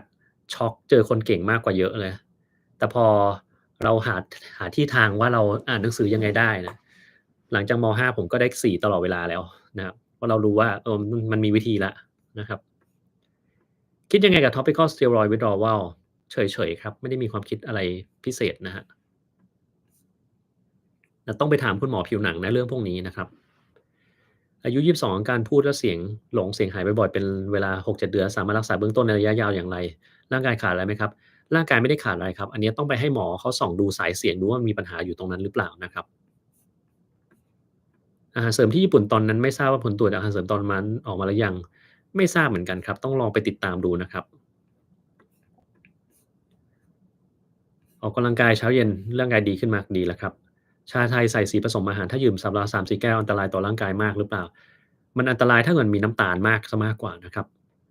สมาธิรักษาโรคได้หรือเปล่ารักษาโรควิตกกังวลได้ถ้าเกิดคุณมีสมาธิแต่ถ้ารักษาโรคเบาหวานความดันไขมันอะไรพวกนี้อาจจะไม่ได้นะครับอาจจะพอได้บ้างคือถ้าเราไม่เครียดมันก็จะทำให้โรคของเรามันเป็นน้อยลงนะครับ ฟังคลิปเรื่องอาบป่าแอบสงมานานว่าทำไมขึ้นเขาเหนื่อยมากแต่มีความสุขเหมือนหลุดไปโลกหนึ่งเลยก็ดีแล้วล่ะครับแมกนีเซียมกลูโคซามีนกินทุกวันได้หรือเปล่าได้ครับกลูโคซามีนก็ต้องระวังในคนที่เป็นโรคต้อหินแมกนีเซียมก็ต้องระวังในคนที่มีโรคไตนะครับทำไมคนถึงชอบกินเหล้าครับต้องไปถามคนที่เขากินเหล้านะครับผมไม่ได้ชอบนะครับผมก็ไม่สามารถตอบคุณได้นะแต่บางคนเขามีความรู้สึกว่าเวลาเมาแล้วเขามีความสุขสามารถเป็นตัวของตัวเองได้ปลดปล่อยนะครับมันก็เลยทำให้เขาอยากกินนะแล้วพอกินมากๆมันก็ติดนะครับความดันต่ำทำยังไงไม่ต้องทำอะไรครับออกกำลังกายทุกวันก็เป็นใช้ได้ลุงอายุ80กว่ายังสูบบุหรี่จัดมากผลไม้ก็ไม่ค่อยกินสภาพยังแข็งแรงไม่เป็นโรคร้ายเป็นมะเร็งงงมากไม่ต้องงงหรอกครับมันจะมีคนบางคนเป็นแบบนั้นแต่ไม่ได้แปลว่าคุณไปทำแล้วคุณจะเป็นแบบลุงได้นะ บางคนทำปุ๊บสูบเข้าไป2-3ปีเป็นมะเร็งตายไปเลยก็มีนะครับฉีดวัคซีนปลอดอักเสบมา2เข็มแปลว่าเราจะไม่มีทางปลอดอักเสบใช่ไหมไม่ใช่ครับวัคซีนปลอดอักเสบจะป้องกันเฉพาะ Streptococcus pneumoniae เท่านั้นโรคอื่นไม่สามารถป้องกันได้ปอดอักเสบจากเชื้อตัวอื่นก็เป็นได้เหมือนกันถ้าเกิดคุณสูดไอระเหยที่มันเป็นพิษเข้าไปคุณก็ปอดอักเสบได้อยู่ดีดังนั้นไม่ใช่แปลว่าคุณจะไม่เป็นปอดอักเสบนะครับคิดเห็นยังไงกับหมอตกเด็บ14นะครับคือหมอก็ผิดแต่ถ้าเป็นผมก็คงจะตกเหมือนกันนะครับ แต่ผมไม่สั่งแก้ผ้านะอันนั้นคือจะเยอะไปหน่อยนะครับถ้าตบเฉยๆก็คือก็เอาอะคือเราอุตส่าห์เป็นผมเข้าใจนะว่าคุณมาสูบบุหรี่ในโรงพยาบาลซึ่งมันเป็นที่ห้ามสูบแล้วมันลอยมาให้คนอื่นเขาได้กลิ่นมันต้องทำอะไรสักอย่างเป็นผมก็จะแบบแบ็กลิสต์ไอ้คนนี้ไม่ต้องเข้ามาโรงพยาบาลอีกตลอดชาติเลยเอาออกไปเลยนะครับอันนี้เห็นด้วยนะคือไม่ควรจะให้มีเหตุการณ์อย่างงี้เกิดขึ้นเออแล้วต่อไปก็เป็นไงเจออะไรเป็นปัญหาเยอะแยะไปหมดนะครับ แต่ถ้าถามในทางเรียกอะไรอะเอ่อจริยธรรมมันแน่นอนว่าไม่ควรจะไปตบอยู่แล้วแต่ควรจะต้องลงโทษให้มันสะสมจริงๆเลยอะเพราะว่ามันเป็นที่สาธารณะคุณไม่ใช่เป็นคนที่ทำอันตรายต่อคน1คนไม่ได้เป็นของคุณคนเดียวแต่คุณทำลายคนทุกคนที่อยู่แถวนั้นแล้วคุณจะไปรู้ได้ยังไงคนที่เขาดมบุหรี่เข้าไปแล้วเขาจะไม่มีปัญหานะนั้นมันถึงต้องมีความว่าสาธารณะเข้ามาเกี่ยวข้องเมื่อไหร่ก็แล้วแต่ที่คุณทำแล้วมันเป็นอันตรายต่อตัวเองผมช่างคุณเป็นของคุณคนเดียวแต่เมื่อไหร่ก็แล้วแต่ที่คุณทำแล้วมันเป็นอันตรายต่อคนอื่นต่อสังคมไอ้อย่างเงี้ยต้องปล่อยไว้ไม่ได้นะครับต้องจัดการนะครับ ความดันสูงนอนห้องแอร์อาบน้ำสระผมเย็นมีโอกาสทำให้เส้นเลือดสมองแตกได้ไหมครับไม่เกี่ยวอะไรกันเลยครับแต่ถ้าความดันสูงแล้วคุณคุมความดันสูงไม่ได้มีโอกาสนะครับแอลคาเนทีนมีประโยชน์หรือเปล่ามีนะครับแต่ว่าไม่ใช่สำหรับคนทั่วไปนะครับต้องเป็นคนที่มี mitochondrial dysfunction หรือคนที่กิน valproate หรือมีแอมโมเนียในร่างกายสูงอันเนี้ยจะมีประโยชน์แต่ถ้าคนอื่นๆก็ไม่ได้ช่วยอะไรนะครับอยากจะกินก็ได้นะไม่ได้ว่าอะไรนะครับ การเต้นของหัวใจขณะนอน54-75ปกติดีครับ Nasal Flutter ช่วยกรองฝุ่นได้ดีไหมครับไม่ค่อยดีครับ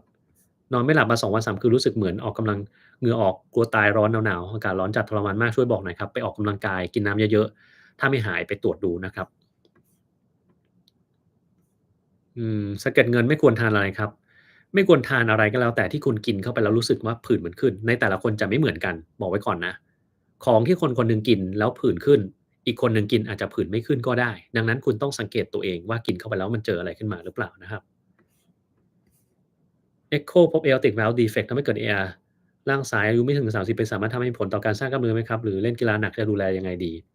อันนี้ต้องคุมความดันของตัวเองให้ดีอย่าให้มันมีปัญหานะครับเราต้องรักษาภาวะนี้ให้ดีและจริงๆถ้า AR มันเป็นรุนแรงก็ต้องไปผ่าตัดซ่อมลิ้นนะครับ กีฬาหนักเนี่ยยังไม่ควรเล่นควรจะไปปรึกษาหมอหัวใจก่อนว่าจะต้องทำยังไงในกรณีของคุณนะครับแล้วจัดการให้เรียบร้อยเสียก่อนญาติที่ต้องต่อสายระบายจากหัวมาที่ท้องหลังผ่าตัดสมองนั่นแหละไปมีข้อควรระวังอะไรบ้างเรื่องการติดเชื้อนะครับเรื่องอันเนี้ยคือเราเรียกว่า VP shunt ventriculoperitoneal shunt นะครับคือมันจะมีน้ำในสมองที่มันเยอะจนเกินไปต้องใส่ท่อระบายน้ำมันลงในช่องท้องพวกนี้ต้องระวังเรื่องการติดเชื้อกินอะไรก็ต้อง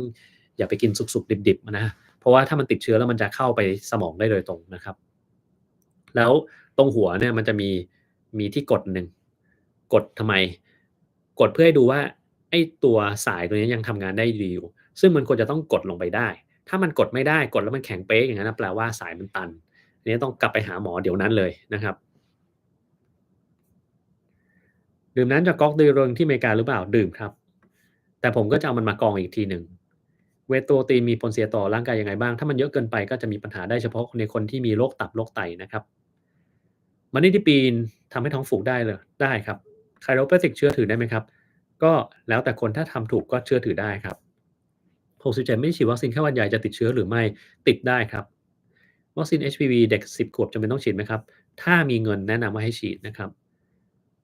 ไปดูคลิปผมที่ว่าอายุเยอะเรียนหมอได้เปล่าเห็นว่ามีหลายอาชีพมากๆที่เรียนจบแล้วกลับมาเรียนแพทย์ส่วนใหญ่เขามาเรียนเพราะว่ารู้ตัวว่าชอบทีหลังหรือว่ามีเหตุผลอื่น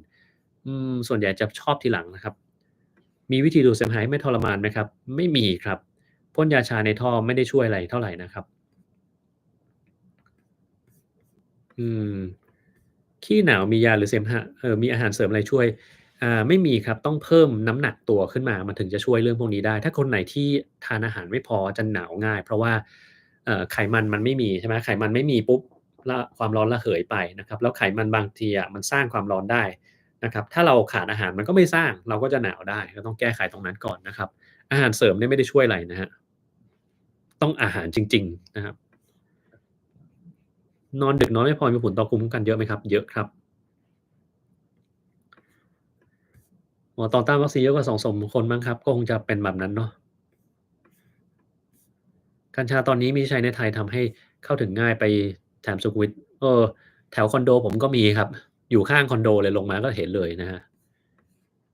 ไม่ชอบพฤติกรรมคนที่ใช้กัญชานะครับลิ้นแข็งตาลอยอันนั้นก็คงจะใช้เยอะเกินไปแต่ถามว่าจริงๆ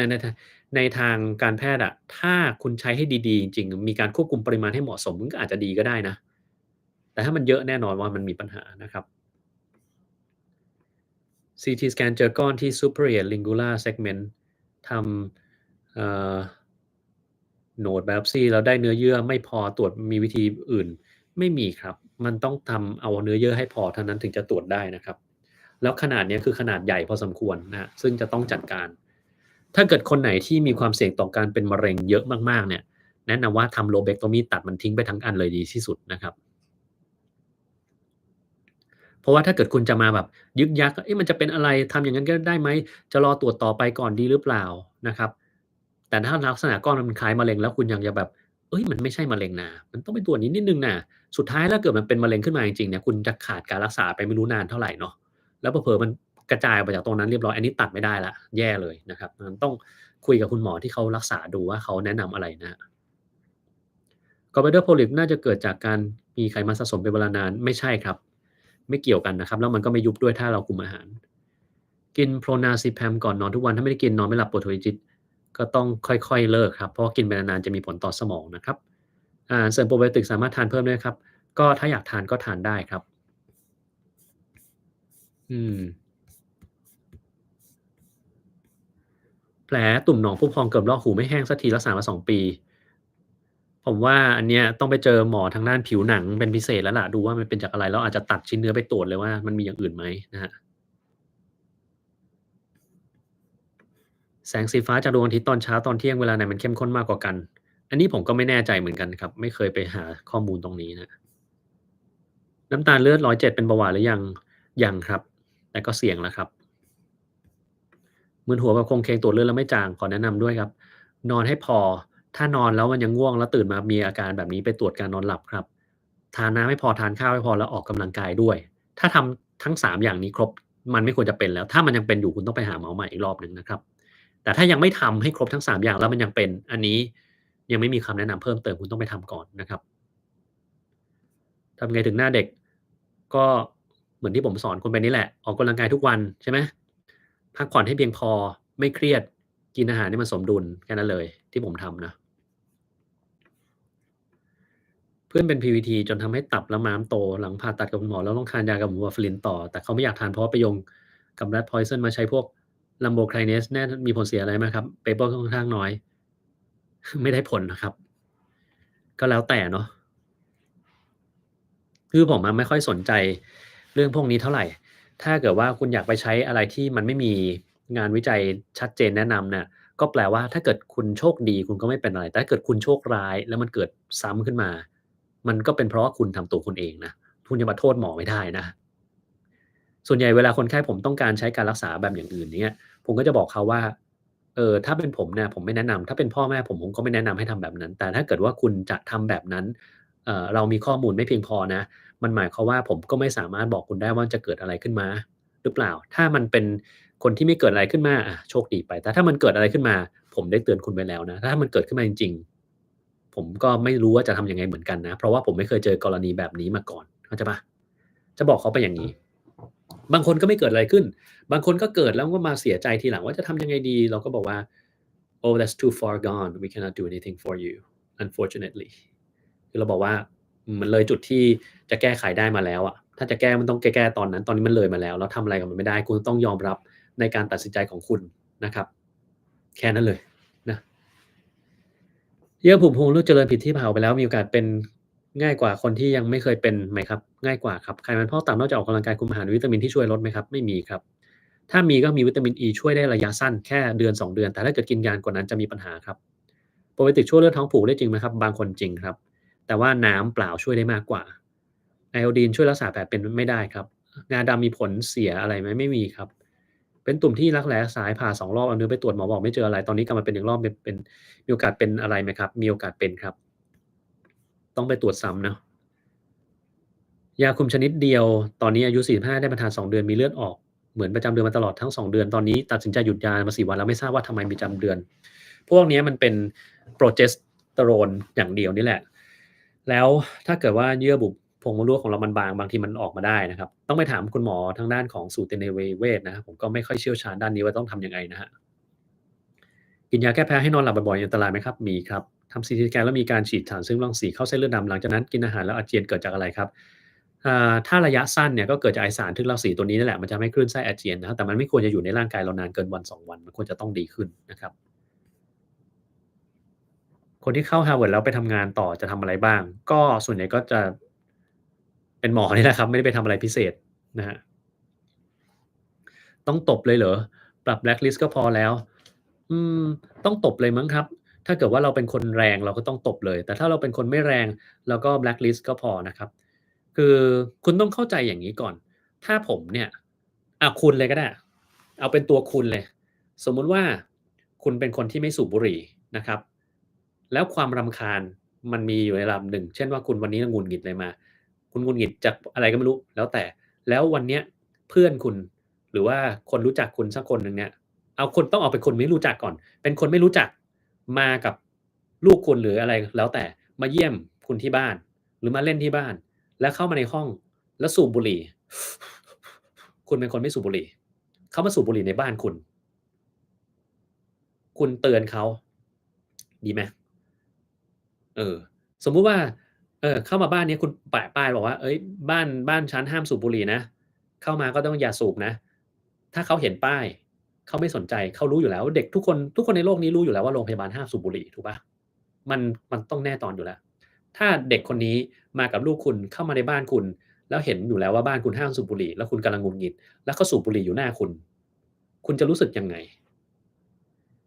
เออนะ ต้องต้องจินตนาการว่าคุณกำลังหงุดหงิดอยู่ด้วยนะไม่ใช่ว่าคุณกำลังเป็นแม่พระโอ้ใจดีสบายลูกออกไปข้างนอกเถอะนะผมว่าคุณคงไม่เป็นแบบนั้นน่ะเผลอๆคุณอาจจะด่าเสียด้วยซ้ำไปด่าเอาอะไรโยนใส่อะไรอย่างเงี้ยนะครับบอกแล้วไงบ้านนี้ห้ามสูบบุหรี่มาสูบในนี้ได้ยังไงงุนงี้นะครับคนอเมริกันทำ IF เยอะไหมครับไม่เคยนับเหมือนกันว่ามีกี่คนดังนั้นตอบไม่ได้ครับก้อนนูนที่หลังไม่สามารถบอกได้ว่าเป็นอะไรต้องไปตรวจนะครับสูบบุหรี่ในที่สาธารณะปกติมีโทษปรับ 2,000 บาทก็ดีแล้วครับ ปลูกถ่ายปอดมันเหมือนกับการปลูกถ่ายไตไหมหาปอดจากคนที่บริจาคแล้วหาความเข้ากันได้แล้วมาใส่มีความแตกต่างกันในบางอย่างครับแต่ว่าหลักการก็คล้ายกันครับเด็ก14ก่อคดีกันเยอะมากนั่นสิครับเนาะ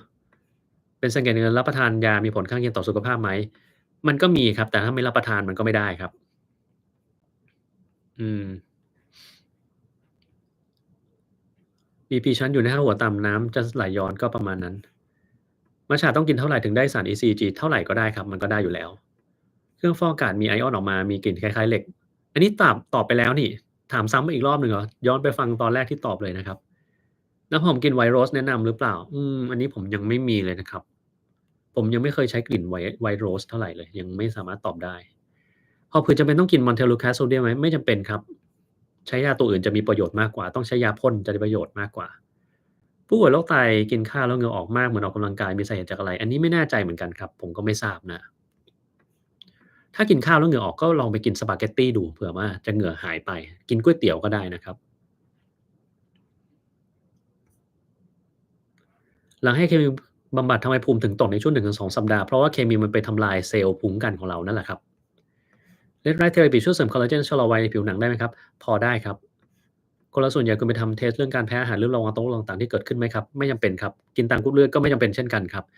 ถ้าใครไปเทสต์เรื่องภูมิแพ้อาหารแฝงตรวจ IgG4 ผมเคยทำคลิปไปแล้วนะครับว่ามันไม่ได้ผลอะไรทั้งสิ้นมันไม่มีจริงและถ้าไปเชื่อตามนั้นก็ไม่ดีนะครับลดน้ำหนักออกกำลังกายแบบไหนดีลดน้ำหนักเนี่ยไม่ได้เกี่ยวข้องกับการออกกำลังกายครับคุณต้องไปคุมอาหารเสียก่อนถ้าคุณออกกำลังกายเนี่ยคุณต้องออกหนักมากเลยกว่าคุณจะลดน้ำหนักได้แต่ถ้าเกิดคุณคุมอาหารเนี่ยคุมแป๊บเดียวนิดเดียวน้ำหนักคุณก็ลดแล้วครับดังนั้นถ้าอยากลดน้ำหนักจริงคุมอาหารครับ ง่ายๆคือตัดของหวานออกไปก่อนน้ำหนักคุณก็จะลงแล้วแหละของหวานของทอด processed food ทั้งหลายแหล่พวกเนี้ยนะครับ CPAP ลมนี้ได้ไม่เกินเท่าไร25ลิตรต่อนาทีครับเรอบ่อยลมดันเกี่ยวข้องกับหัวใจเต้นเป็นจังหวะไหมครับอาจจะเกี่ยวแต่มันไม่ได้เกี่ยวข้องกับหัวใจเต้นเป็นจังหวะแล้วทำให้มีอาการนะครับมันมีอาการอย่างเงี้ยทำให้หัวใจเต้นจังหวะได้บางครั้งนะครับเราต้องใช้เอ่อการรักษามันก่อนคือพวกกรดไหลย้อนเนี่ยผมเคยทำคลิปไปแล้วนะไปดูอันนั้นแล้วกันว่าแก้ยังไงนะครับกินยาเม็ดธาตุเหล็กกับโฟเลตมีผลข้างเคียงอะไรไหมครับท้องผูกครับบางคนก็ปวดท้องได้นะทำไมกรุ๊ปเลือด AB ถึงหายากและมีน้อยครับอืไม่แน่ใจเหมือนกันครับน่าจะเป็นคน2คนที่มันมีกรุ๊ป A กับกรุ๊ป B มันแต่งงานกันน้อยมั้งครับแล้วอีกอย่างหนึ่งมันต้องเป็น A ที่แบบเป็น A ทั้ง2ตัวแล้วก็ B ทั้ง2ตัวไม่ใช่ AO ด้วยนะครับเพราะถ้ามี A กับ O ปนอยู่มันก็ O มันเป็นยีนด้อยอย่างเงี้ยนะครับมารวมกันมันก็จะได้เป็นกรุ๊ปอื่นเสียมากกว่าไม่ใช่กรุ๊ป AB นะครับน่าจะเป็นเหตุผลอย่างงี้มากกว่า CLM Metastasis มีแนวทางรักษาอย่างไรบ้างครับ Palliative Care ครับอย่างเดียวเลยนอกเหนือจากนั้นก็คืออาจจะเป็นยาบางอย่างที่ใช้มุ่งเป้าได้ถ้ากรณีที่เชื้อตรงนั้นพวกมะเร็งตรงเนี้ยมันมีการกลายพันธุ์ตามตำแหน่งที่เราสามารถใช้ยาได้แค่นั้นเลยแล้วสุดท้ายมันก็จะดื้อยาอยู่ดีนะครับเห็นใจหมอตามข้อมูลในข่าวเด็กมันเสพยาด้วยพฤติกรรมคงหลอนๆพูดจาไม่รู้เรื่องพูดดีๆก็คงไม่ฟังก็อาจจะเป็นอย่างงั้นนะครับกินวิตามินดีรวมมีวิตามินรวมดีหรือเปล่าก็แล้วแต่ถ้ากินอาหารไม่พอก็อาจจะช่วยได้บ้างนะครับ ไปครีมหนังหุ้มปลายมาฉีดยาชาไป3เข็มแล้วหมอเทสยังเจ็บนิดๆอยู่กรุดไม่ได้มีวิธีที่ทำได้ไหมลองอาจจะต้องใช้การวางยาสลบนะครับน้ำมันปลายสามารถช่วยล้างไขมันในหลอดเลือดได้ไหมครับไม่ได้ครับไม่มีอะไรที่สามารถล้างไขมันในหลอดเลือดได้นะถ้าไปฟังที่ไหนว่าล้างได้เนี่ยโดนหลอกแล้วครับเป็นฝีผ่าแล้วกลับมาเป็นซ้ำหายขาดได้ไหมครับได้ครับแต่ก็แล้วแต่ดวงบางคนก็หายขาดบางคนก็ไม่หายขาดมันขึ้นอยู่กับการดูแลความสะอาดตรงบริเวณนั้นด้วยนะครับอายุ14แต่น่าจะ25บวกแล้วนะไม่แปลกที่จะโดนตบนั่นสิ ยาหรือกาแฟที่โฆษณาแล้วลดน้ำหนักได้จริงหรือเปล่ามักจะไม่ได้นะครับแต่ถ้าได้เนี่ยต้องระวังให้ดีเพราะว่ามันอาจจะมีการปนเปื้อนของสารไซบิวทรามีนซึ่งเป็นสารอันตรายนะครับผมเคยทำคลิปไปแล้วแต่เป็นคลิปที่ไม่ค่อยมีใครดูนะครับยาลดน้ำหนักอันหนึ่งมีการผสมสารไซบิวทรามีนเข้าไปมันอันตรายยังไงไปฟังคลิปนั้นดูเอาเองแล้วกันนะครับวัคซีนงูสวัสด์ต้องฉีดตอนอายุเท่าไหร่55ปีขึ้นไปหรือถ้าเกิดคนเป็นก่อนหน้านั้นหรือมีภูมิต้านทานบกพร่องหรือรู้ตัวว่าต้องไปกินยากดภูมิผมจะให้ฉีดเลยนะครับการพอกตัดกลิ่นแมกนีเซียมได้ครับได้ครับ ข้าว10ปีตรวจสอบแล้วว่ามันไม่อันตรายเป็นยังไงครับย้อนไปฟังตอนแรกครับผมตอบไปแล้วนะครับแต่ผมไม่ได้เป็นคนทดสอบนะเพราะงั้นผมก็ไม่สามารถตอบอะไรคุณได้นะว่ามันทดสอบแล้วเป็นตามนั้นจริงหรือไม่จริงยังไงไม่รู้ถึงนั้นนะครับเส้นเลือดตีบสมองตอนนี้อายุ80ติดเตียงมา2เดือนผ่าครึ่งซีกกินได้น้อยมากอยู่ได้นานไหมครับอันนี้ต้องขอตอบตรงว่าไม่นานนะครับแล้วมันจะมีปัญหาแทรกซ้อนตามมาเรื่อยๆโดยเฉพาะถ้าอายุขนาดนี้แล้วนะครับ เลือดจางมีวิธีบำรุงแบบไหนไปหาเหตุผลว่าทำไมเลือดจางก่อนครับแต่ละวิธีที่ใช้เนี่ยมันจะขึ้นอยู่กับว่าเหตุผลในการเป็นเลือดจางเป็นเพราะอะไรนะครับไปฟังผล MRI มาต้องผ่าตัดเนื้องอกสมองรอบที่3รอบนี้กังวลเลยต้องขอเลื่อนอีก4เดือนเข้าไปนะแต่ฟังเรื่องการเจ็บป่วยต้องสู้ๆลุยเลยนะครับเราอะไรจะเกิดมันก็ต้องเกิดนะครับถ้าเราสามารถป้องกันมันได้ตั้งแต่แรกก่อนที่มันจะเป็นเยอะเนี่ยจัดการไปเลยนะครับก็เป็นกำลังใจให้นะ ฉีดยาชีวภาพในโรคสะเก็ดเงินสามารถควบคุมโรคได้ยังไงเหรอครับมันไปควบคุมพวก Interleukin 23อะไรเงี้ยครับซึ่งมันเป็นตัวที่ก่อกำเนิดทำให้โรคตัวนี้มันเป็นรุนแรงขึ้น ถ้าเราไปควบคุมสารไซโตไคน์พวกนี้มันก็จะทำให้การอักเสบมันลดลงครับเม็ดเลือดขาวต่ำเกล็ดเลือดต่ำหมอให้ลองหยุดใช้สมุนไพรมีอะไรช่วยให้เม็ดเลือดขาวเพิ่มขึ้นได้บ้างยังไม่มีอะไรครับคือการที่เราต้องไปหยุดมันนี่แหละถึงจะดีนะครับนอกนั้นก็แน่นอนเหมือนเดิมออกกำลังกายพักผ่อนเพียงพอไม่เครียดและทานอาหารให้สมดุลนะครับ อายุ60หนัก4755เดินออกกำลังกายหัวใจควรจะเต้นอยู่ที่เท่าไรก็ส่วนใหญ่พวกนี้ผมว่าสักแบบ110 120กำลังโอเคนะครับวิตามินดีกินมา3ปีแล้วดีเสริมตามที่หมอบอกทุกวันทำไมค่ามันไม่ดีขึ้นเลยก็แปลว่าเราอาจจะกินไม่พออาจจะต้องเพิ่มขนาดเข้าไปนะครับมะเร็งอย่างรุกรามและแพร่กระจายเหมือนและแตกต่างกันอย่างไรเหมือนกันครับก็คืออย่างเดียวกันนั่นแหละครับใช้คนละคำศัพท์เท่านั้นเองไขมันสูง314ต้องทานยาไหมครับต้องทานครับ เพ้อหลับตอนดูทีวีเป็นเรื่องปกติก็ปกติได้ครับการ ventilator คนไข้ต้องเหนื่อยต้องปรับตัวแต่เหนื่อยแค่ไหนที่เราจะบอกได้ว่าพอแล้วเลิกวีนอันนี้เป็นหมอหรือเปล่าครับถ้าเป็นหมอเนี่ยไม่มีปัญหาอะไรเราดูแค่ saturation ของคนไข้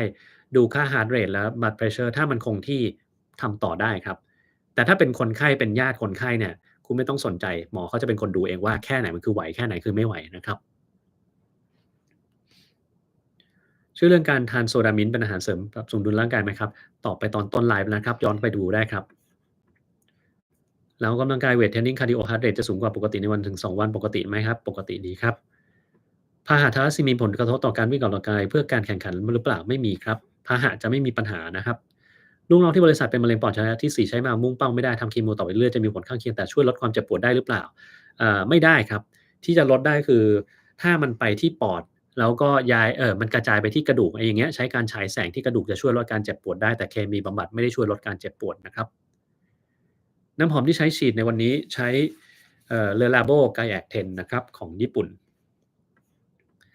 ใช้ Autoimmune Autoimmune ดมสารระเหย Essential Oil เป็นเวลานานจะทำให้ไซโตไคน์สูงขึ้นไหมครับไม่ครับโควิด19ช่วงนี้อันตรายหรือเปล่าอ่าก็อันตรายอยู่ครับมันก็มีคนที่เป็นหนักแล้วก็เสียชีวิตอยู่ดีนะครับที่ไทยก็ยังมีคนเป็นอย่างนั้นอยู่นะครับ ใส่ CPAP ได้ยินเสียงกรนเบาๆปกติไหมครับไม่ปกติครับควรจะต้องไปตรวจนะครับแม่เป็นกระดูกพรุนทานแคลเซียมมาเป็น10ปีแล้วในเน็ตบอกว่าทานติดต่อกันนานมีผลข้างเคียงเป็นนิ่วไม่ใช่ครับไม่เกี่ยวข้องอย่าไปฟังในเน็ตครับฟังหมอนะครับโอเควันนี้ผมต้องไปก่อนแล้วแหละเดี๋ยวต้องมีตรวจคนไข้ในอีกประมาณ8นาทีนี้แหละแม้ว่ามีคนไข้เพิ่มมาให้เราอีก1คนนะครับ โอเคไว้เดี๋ยววันต่อไปเราค่อยมาใหม่แล้วกันนะครับวันนี้ก็เท่านี้แล้วกันตอบคำถามก็น่าจะครบเสียทุกอย่างนะครับโอเคโชคดีแล้วกันนะครับเดี๋ยวคราวหน้ามาใหม่ถ้าใครมีคำถามที่ยังไม่ได้ตอบก็ไว้รอที่คราวหน้าไลฟ์แล้วก็มาถามแล้วกันนะครับเท่านี้นะครับขอบคุณมากครับสวัสดีครับเอานี่ไปก่อนเราต้องเราต้องส่งเนาะปล่อยแสงให้ก่อนไปแล้วบ๊ายบายครับ